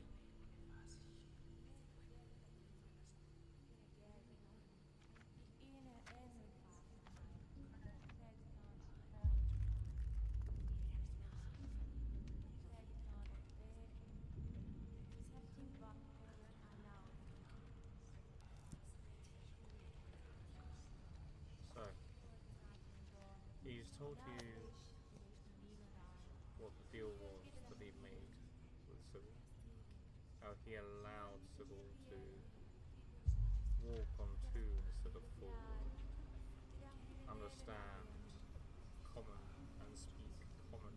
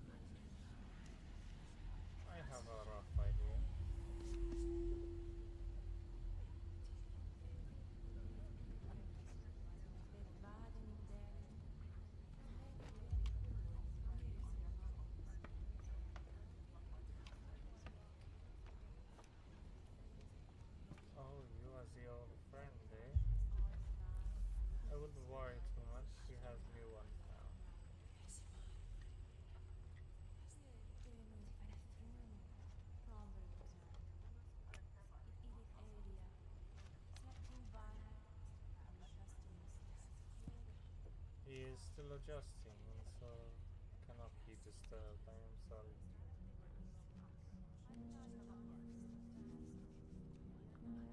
Oh, but I am. Because he is helping us. He is helping us study with his more feline abilities.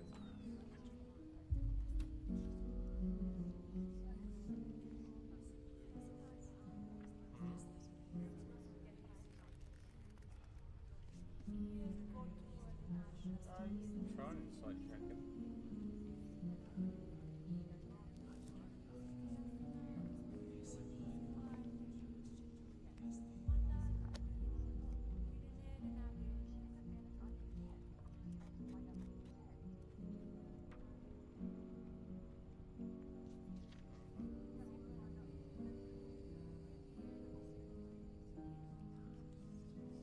Yeah, sure.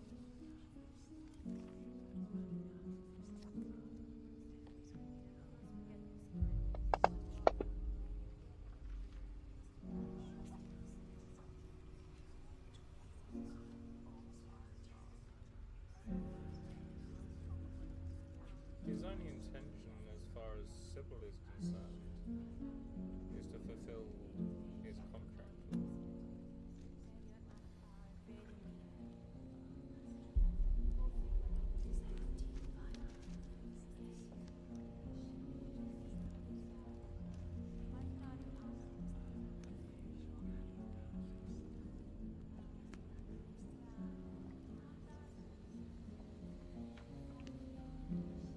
Well, if he is successful, he will get paid.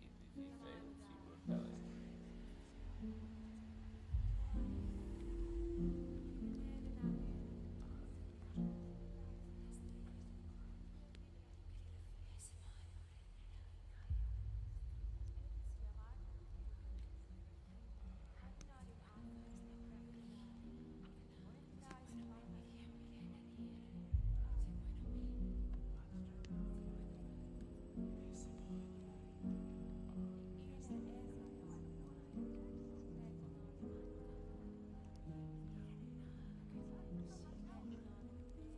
I mean, as I say, you guys are all at the 5.5 week mark. You have received this newspaper article, one way or another. Nyla, up in the mountains, in the monastery, you yourself are brought this information.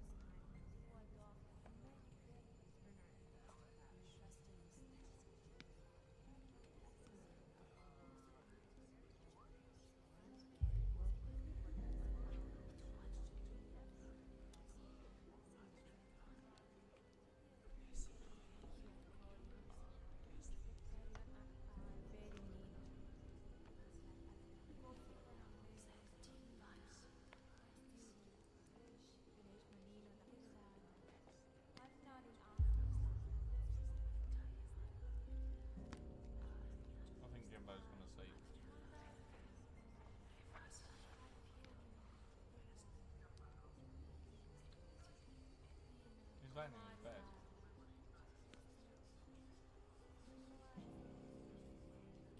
Right. You can make this decision, Sebastian.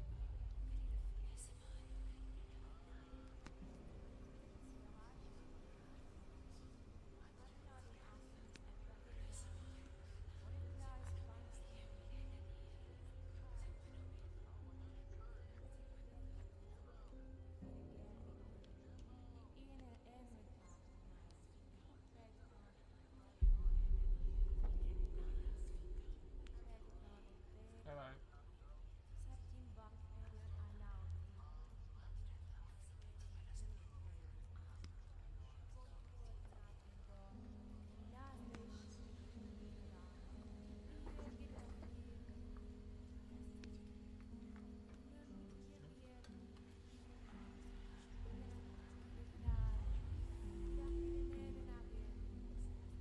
So as you visit Trudy's house, the tavern's running very nicely. The ghost of Trudy is keeping the place propped up, keeping the profits up and nice and high for you. And she goes, "Ah, Sebastian, it's so nice to see you again."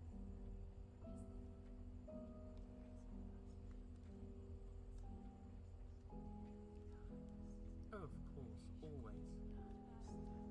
Though I'm a little bit worried. Have you heard what they're doing? They're creating human-like creatures with no heart or soul and just tick and talk.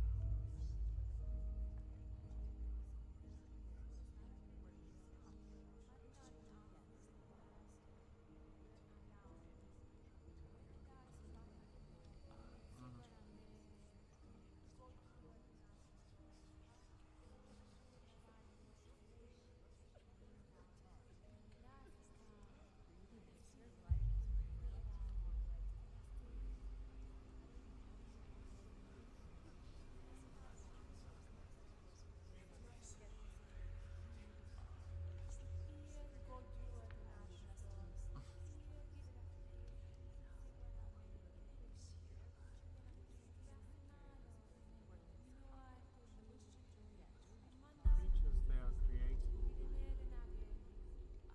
Apparently they're called modulons.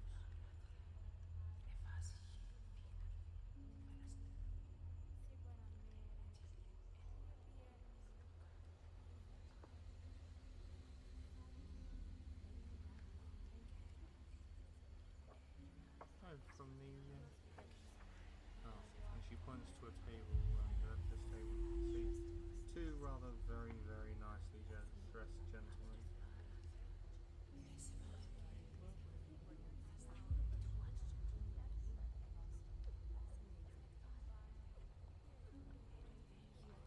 How what?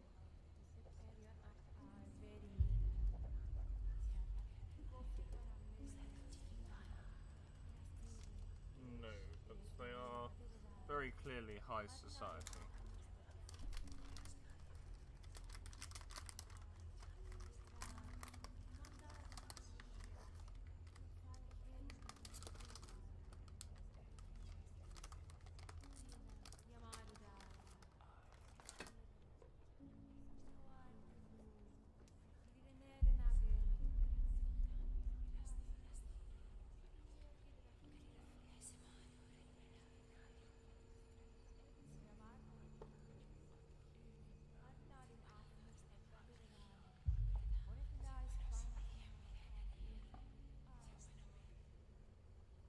Okay, how do you introduce yourself?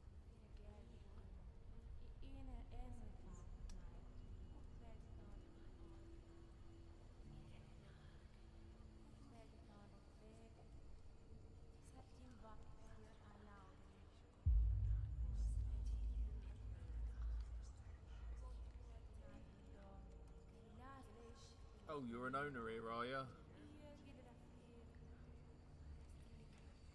Well then. At last, some fucking manners. Tell us, why does your beer taste like piss?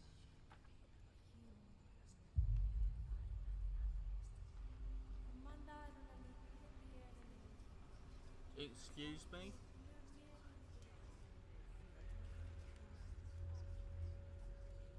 Why did we do what, sir?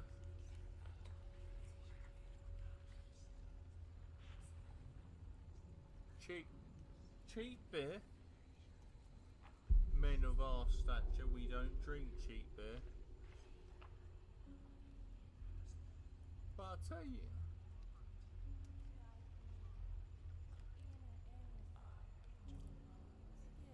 so you're holding your hand out.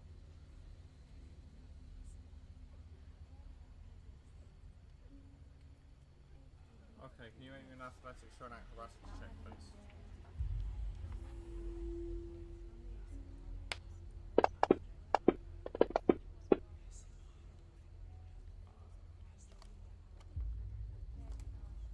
You narrowly pull yourself away in time as these gentlemen go to slam a pair of cuffs on you.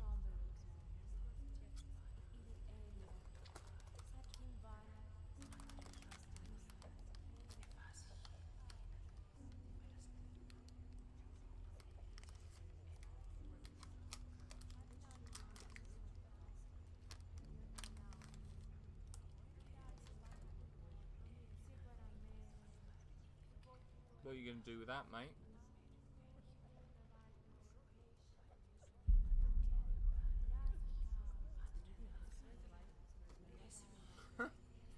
The cuffs?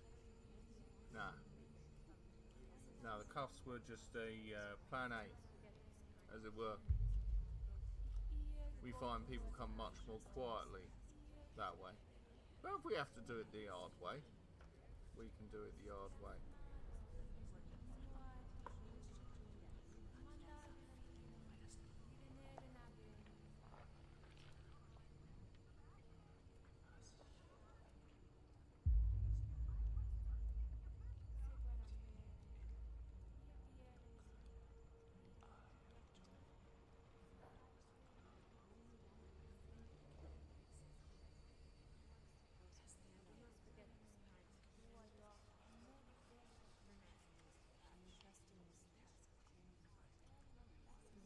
Let me put it this way. You lay a singular hand on any of us, and we'll make sure your little ghost bitch isn't evaporated with the rest of this building.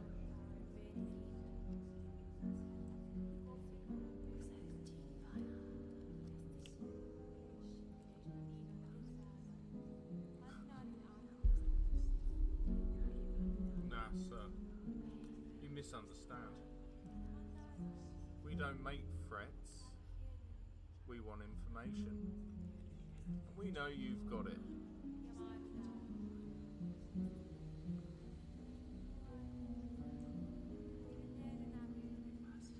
No. You can make me an insight check though.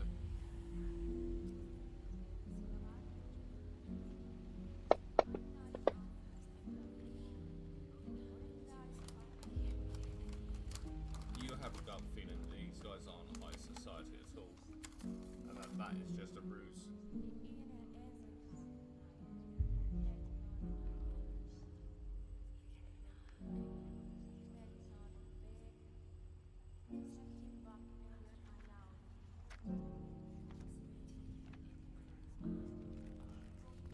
So, Mr. Sebastian, what's it gonna be?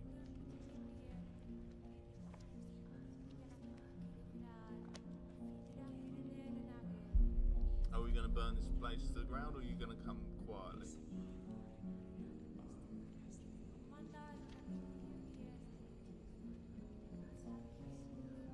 Nah. See, we don't much like being told what to do.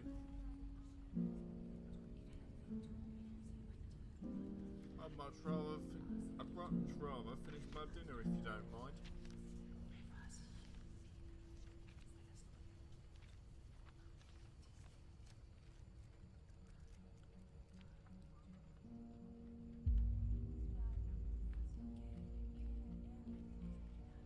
From what you can tell, virtually none.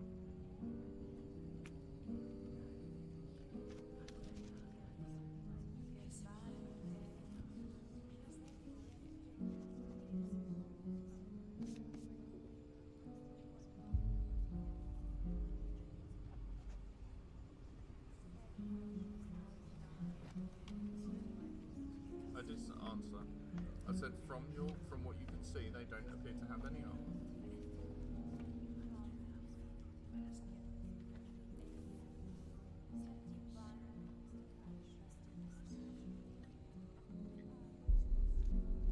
I thought that was a rhetorical question, sorry.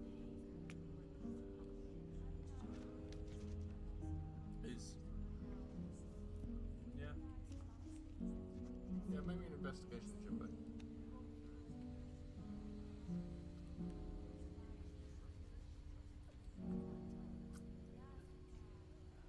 I'll roll it for you.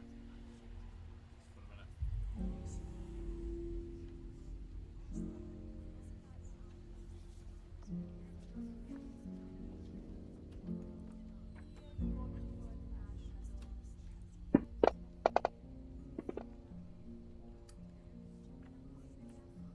Jimbo, on a 12, after what you read in the newspaper, after looking out the window, these guys are a member of the Inquisitorial Army.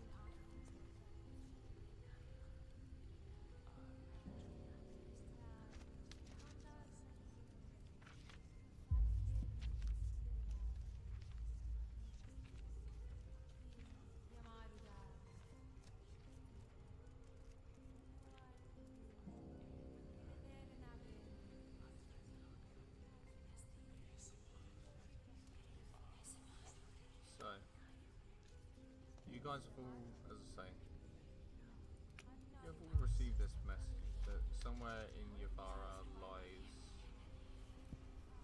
lies your next steps in one way or another.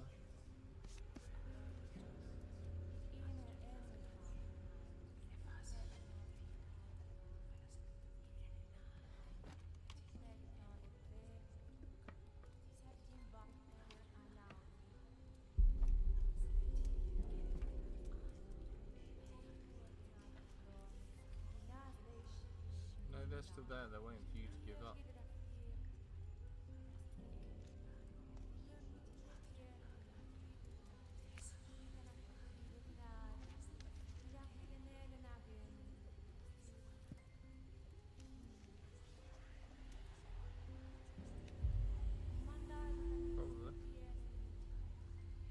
Probably.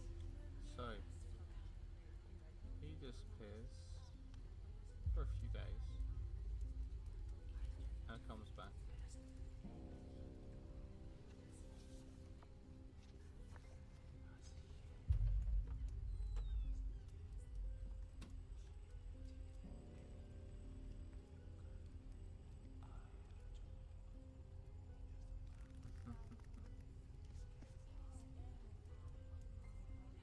The question is, what are you gonna do, Sib? These Inquisitors haven't gone anywhere.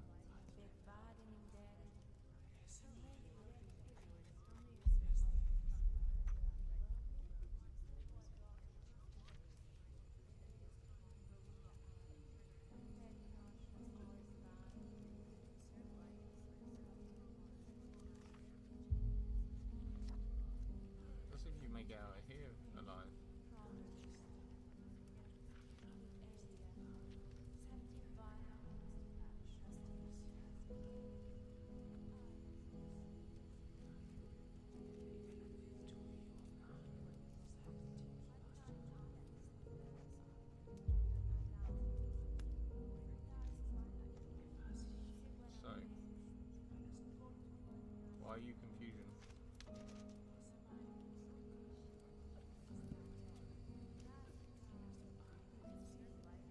No. No. These two guys are staying there to finish their meal and are completely unfazed by the vorpal sword that you are wielding there, Sebastian.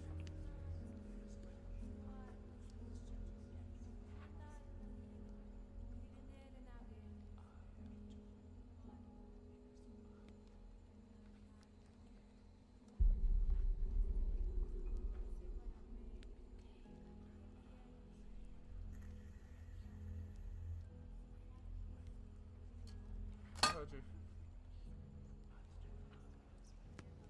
Let me double check my notes.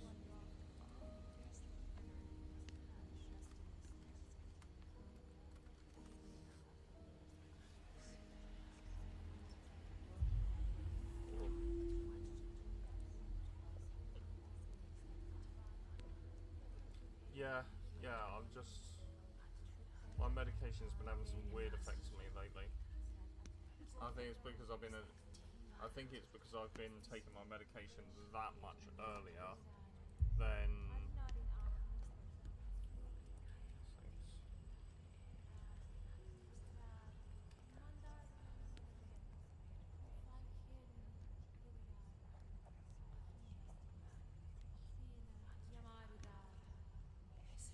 Oh, for goodness sake. Why is my Microsoft doing this now?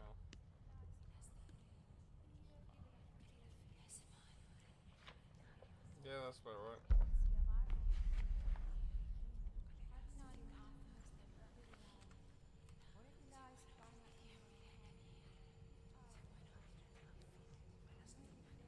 Come on.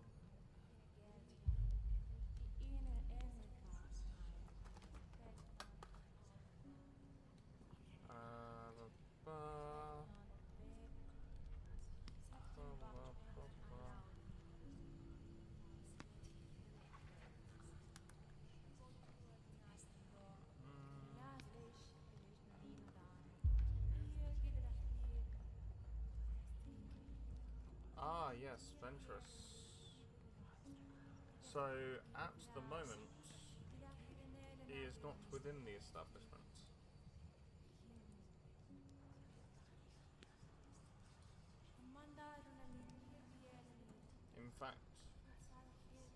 In fact, he has not been seen since you entered Trinaria.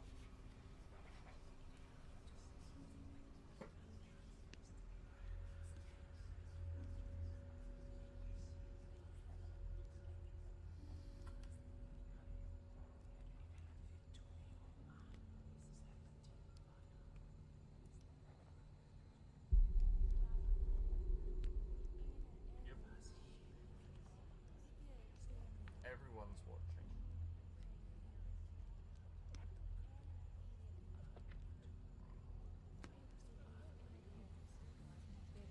Nope.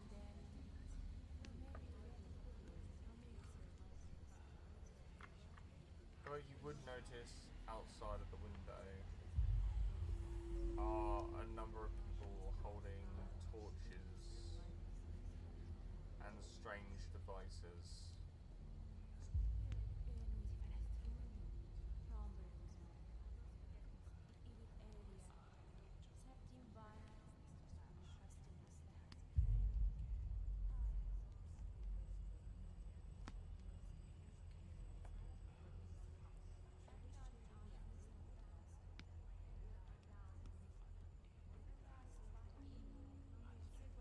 I mean, Seb can make it out of there.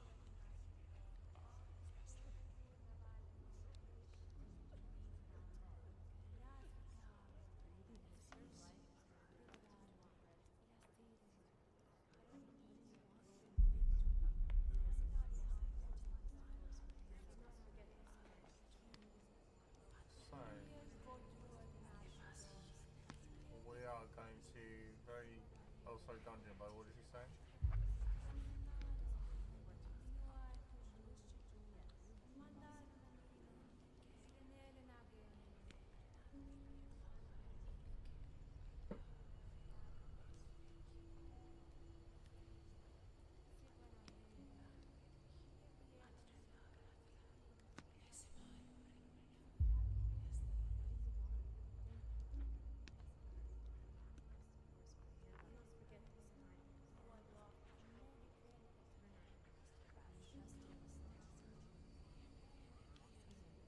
Yes, enough to burn the place to the ground as promised.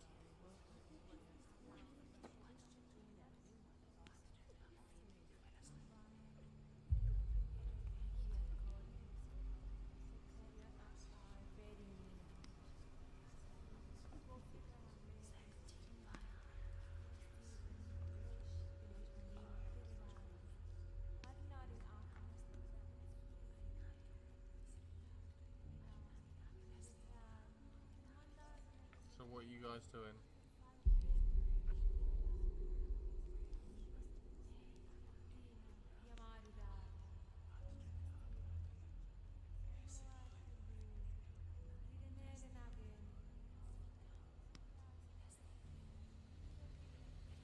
Who are you asking?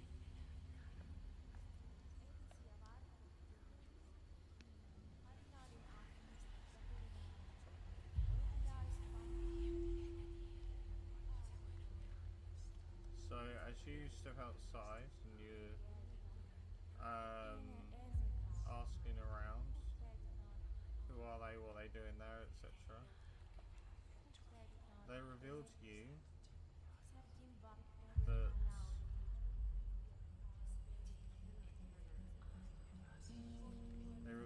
that they are on a hunt.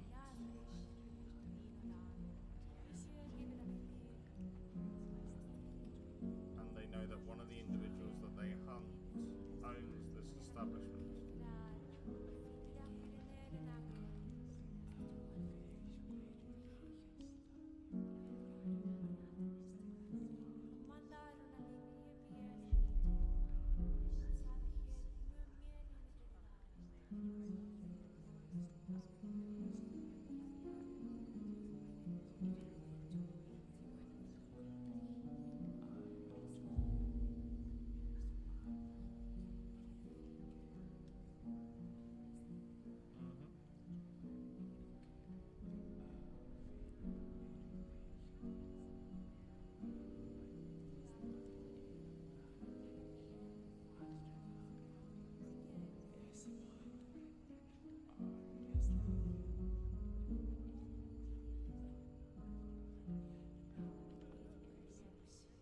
No, I'm still here. I'm still listening.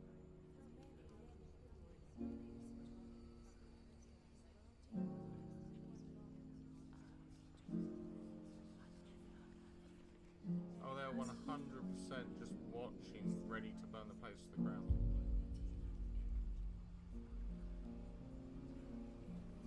Yes, absolutely.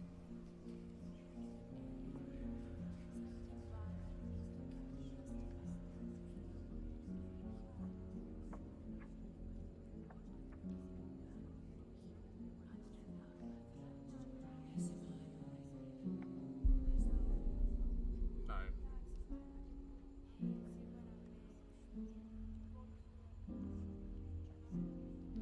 Wrong campaign for that.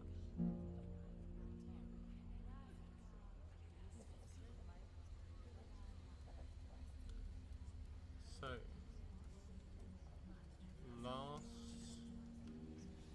part, Ravina, thank you for being so patient. Ravina, what is it that you are going to do with the new information that Yavara is very much on the rise and up and up?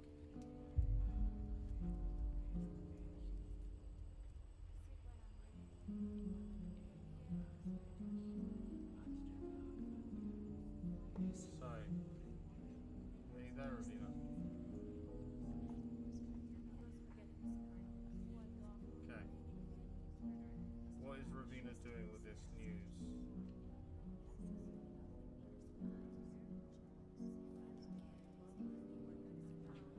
The news regarding the Inquisition and the new technology that's emerging out of Yavara.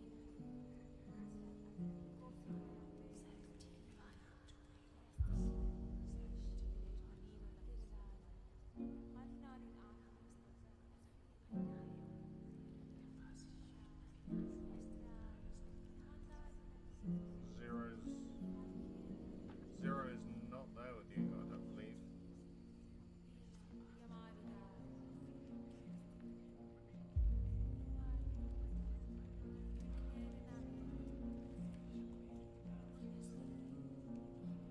why don't you make me an investigation check?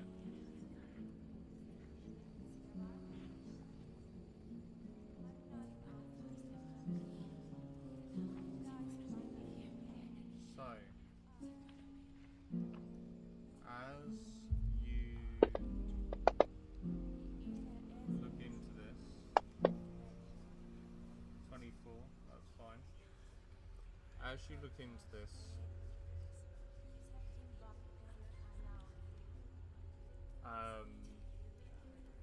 shit, what was I gonna say? I forgot what I was gonna say now.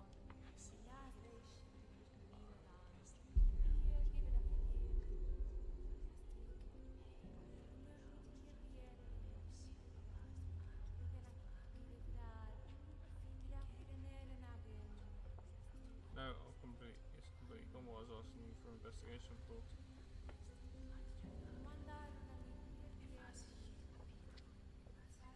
No.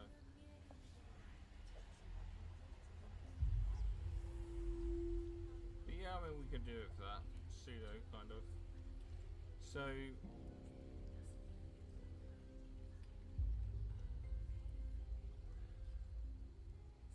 So on a 19, your scouts report back, and word reaches you from over the seas. Two of your party have been spotted in the foothills of the Amagri Mountains.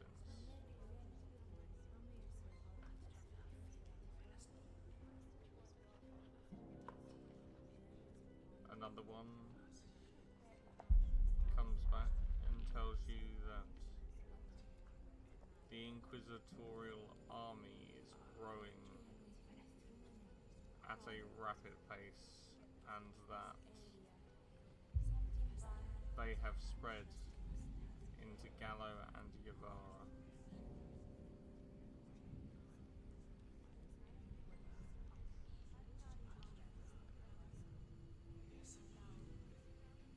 Yep.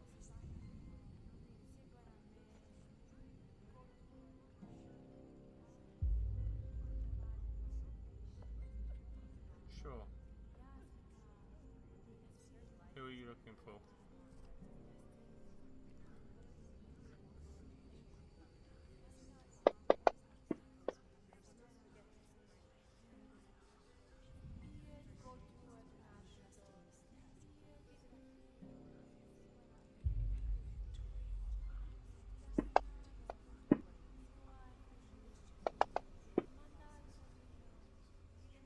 Dirty 20. You find your parents, and you find that your parents, Ravina, it was true what you were told in that they had spent a little bit of time on Eodir.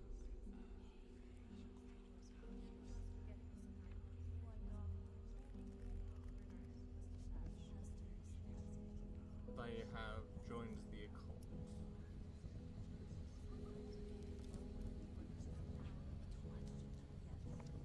But I now remember what that 19 was for as well. So I'm going to give that to you anyway.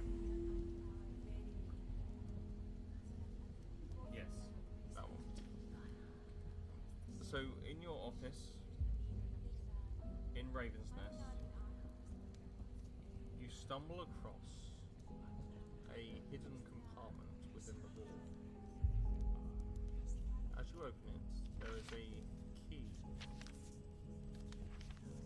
You would recognise this as the key to a lock you picked earlier on in the ancient King's Vault.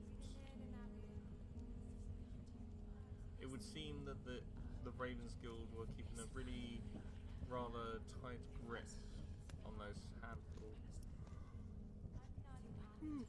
Excuse me, on those handful of artifacts.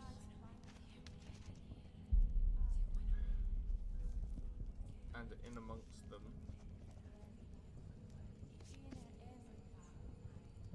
in amongst the gold and the riches in this room,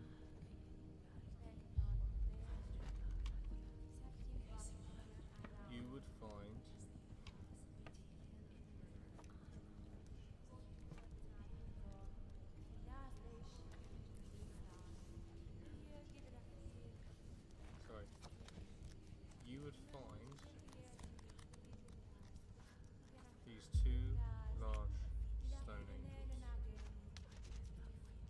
And as you look upon them, initially there's nothing suspicious about them.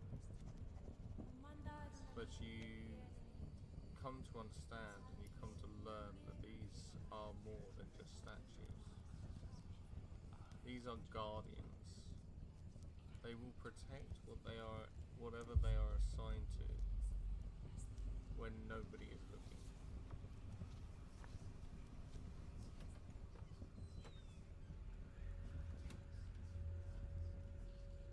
Oh, these are much better than the just weeping angels.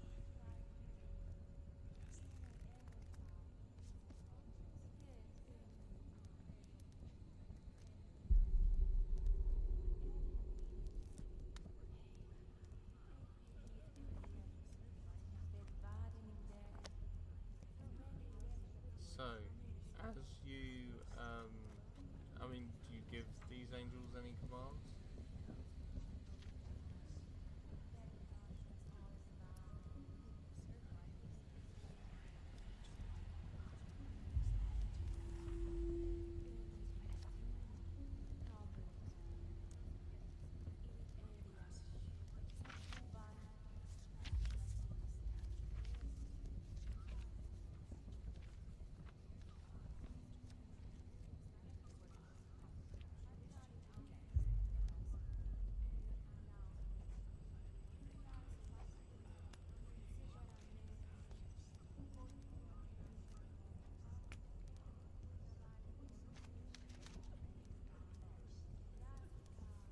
You're unsure. You're unsure in how they protect them, but you just know they will protect them.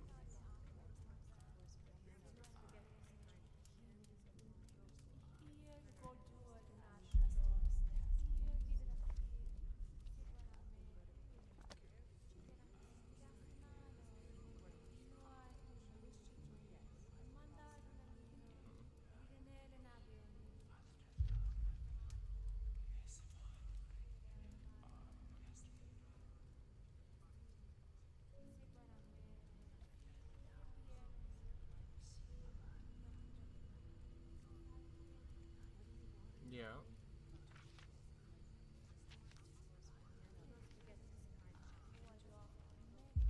That was the ancient king's vault. Yes.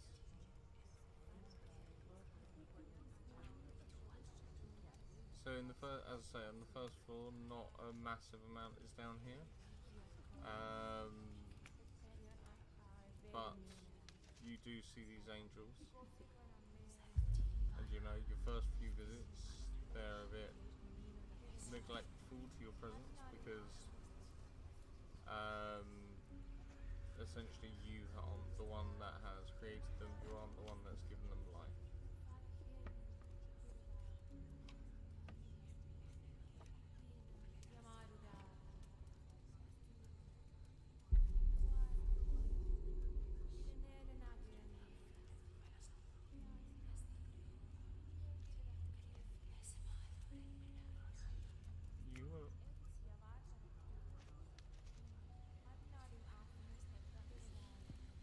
You will find the limit of the machine is purely dependent on size.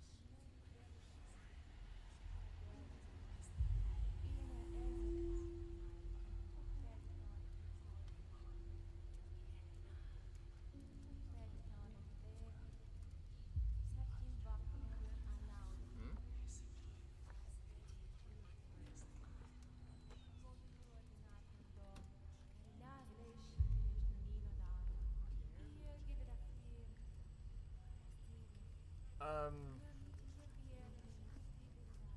My mind's gone blank.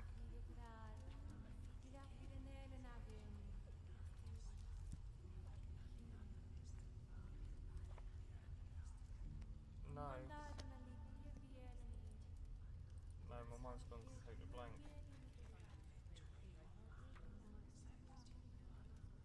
Yeah. Think so. Hope so.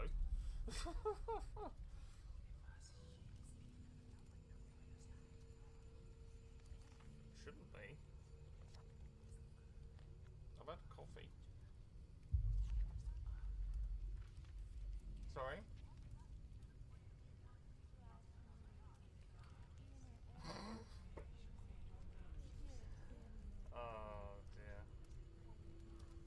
Anyway. So yeah, Ravina. You discover the King's Vault, which is the door you unlocked at the end of the fight. In there is notebooks of ledgers and logs and everything else that's been stored there. Up until you discover it, it was used as the Inquisition's own personal bank, essentially. In there are these angels that you can give a command to protect a person, object, or place, and they will protect it. But nobody knows how or in what way they will protect it, because nobody has ever seen them move.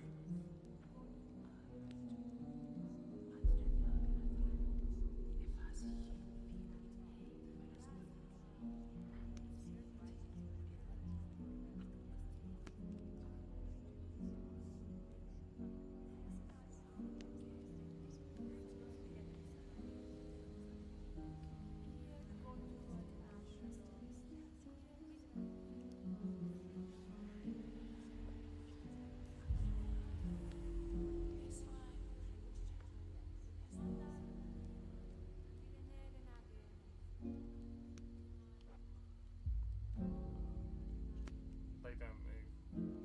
All the time you're watching them, they are not moving.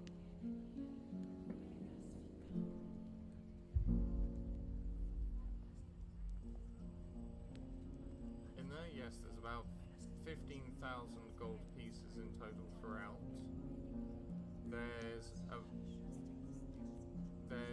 Hold on.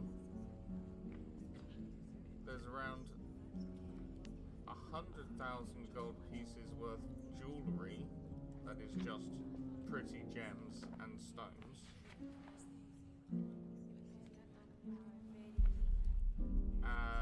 You will find there is a skull and bear that look at each other as if staring each other down for Sonica and Vile. That is what this is symbolising, the fight of protection and death, essentially. And in this room, you will find a small, tiny book on a shelf. You're not sure who it's by or where it's from, but the sketches seem to almost speak to you. And it shows a bridge that is slowly crumbling over a starlit sea.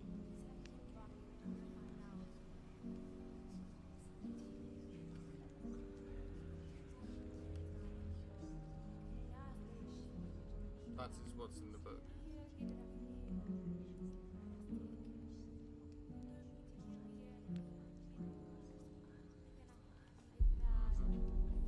It's done in scrawlings, sketches.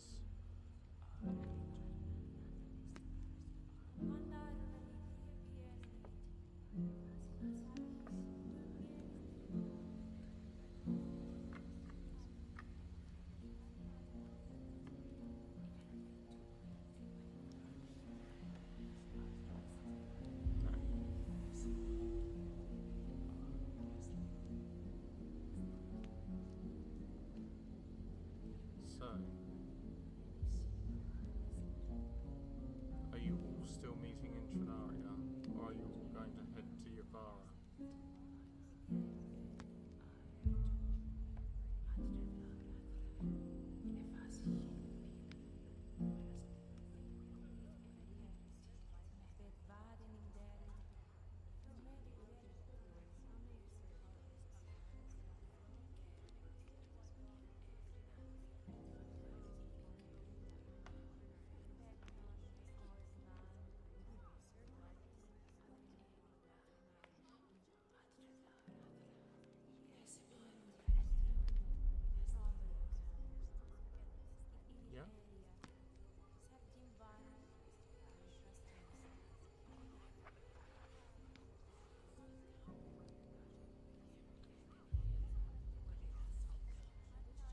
So as you reappear in Trudy's tavern,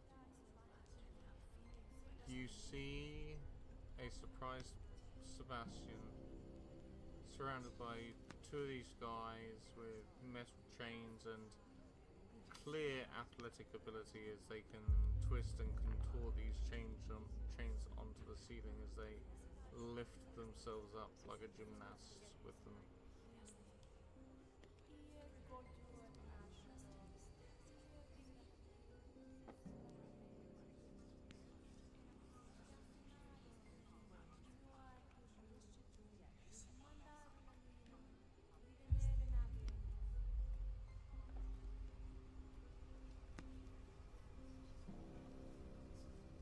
So, because I thought you said you teleported into the tavern.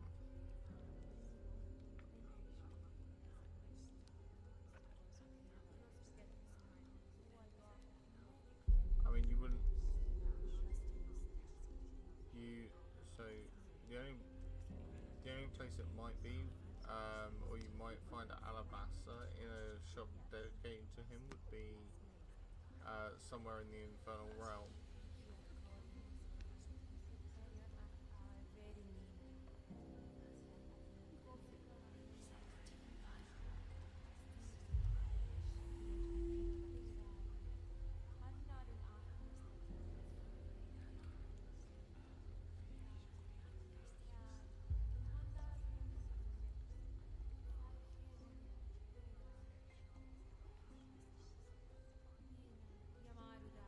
Correct.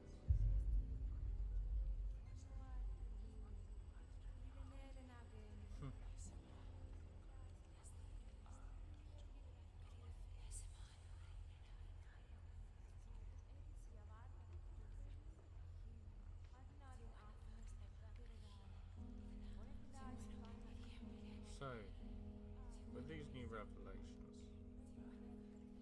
and decisions needed upon where to go, my dearest friends, until the next show, we are going to leave it right there, with a great big full stop and question mark at the end.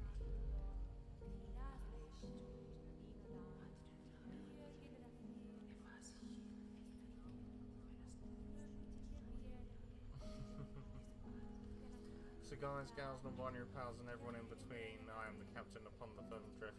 These are 6 very patient, wonderful players. Until next time, may all your 20s be natural, and as ever, I will see you in the next one.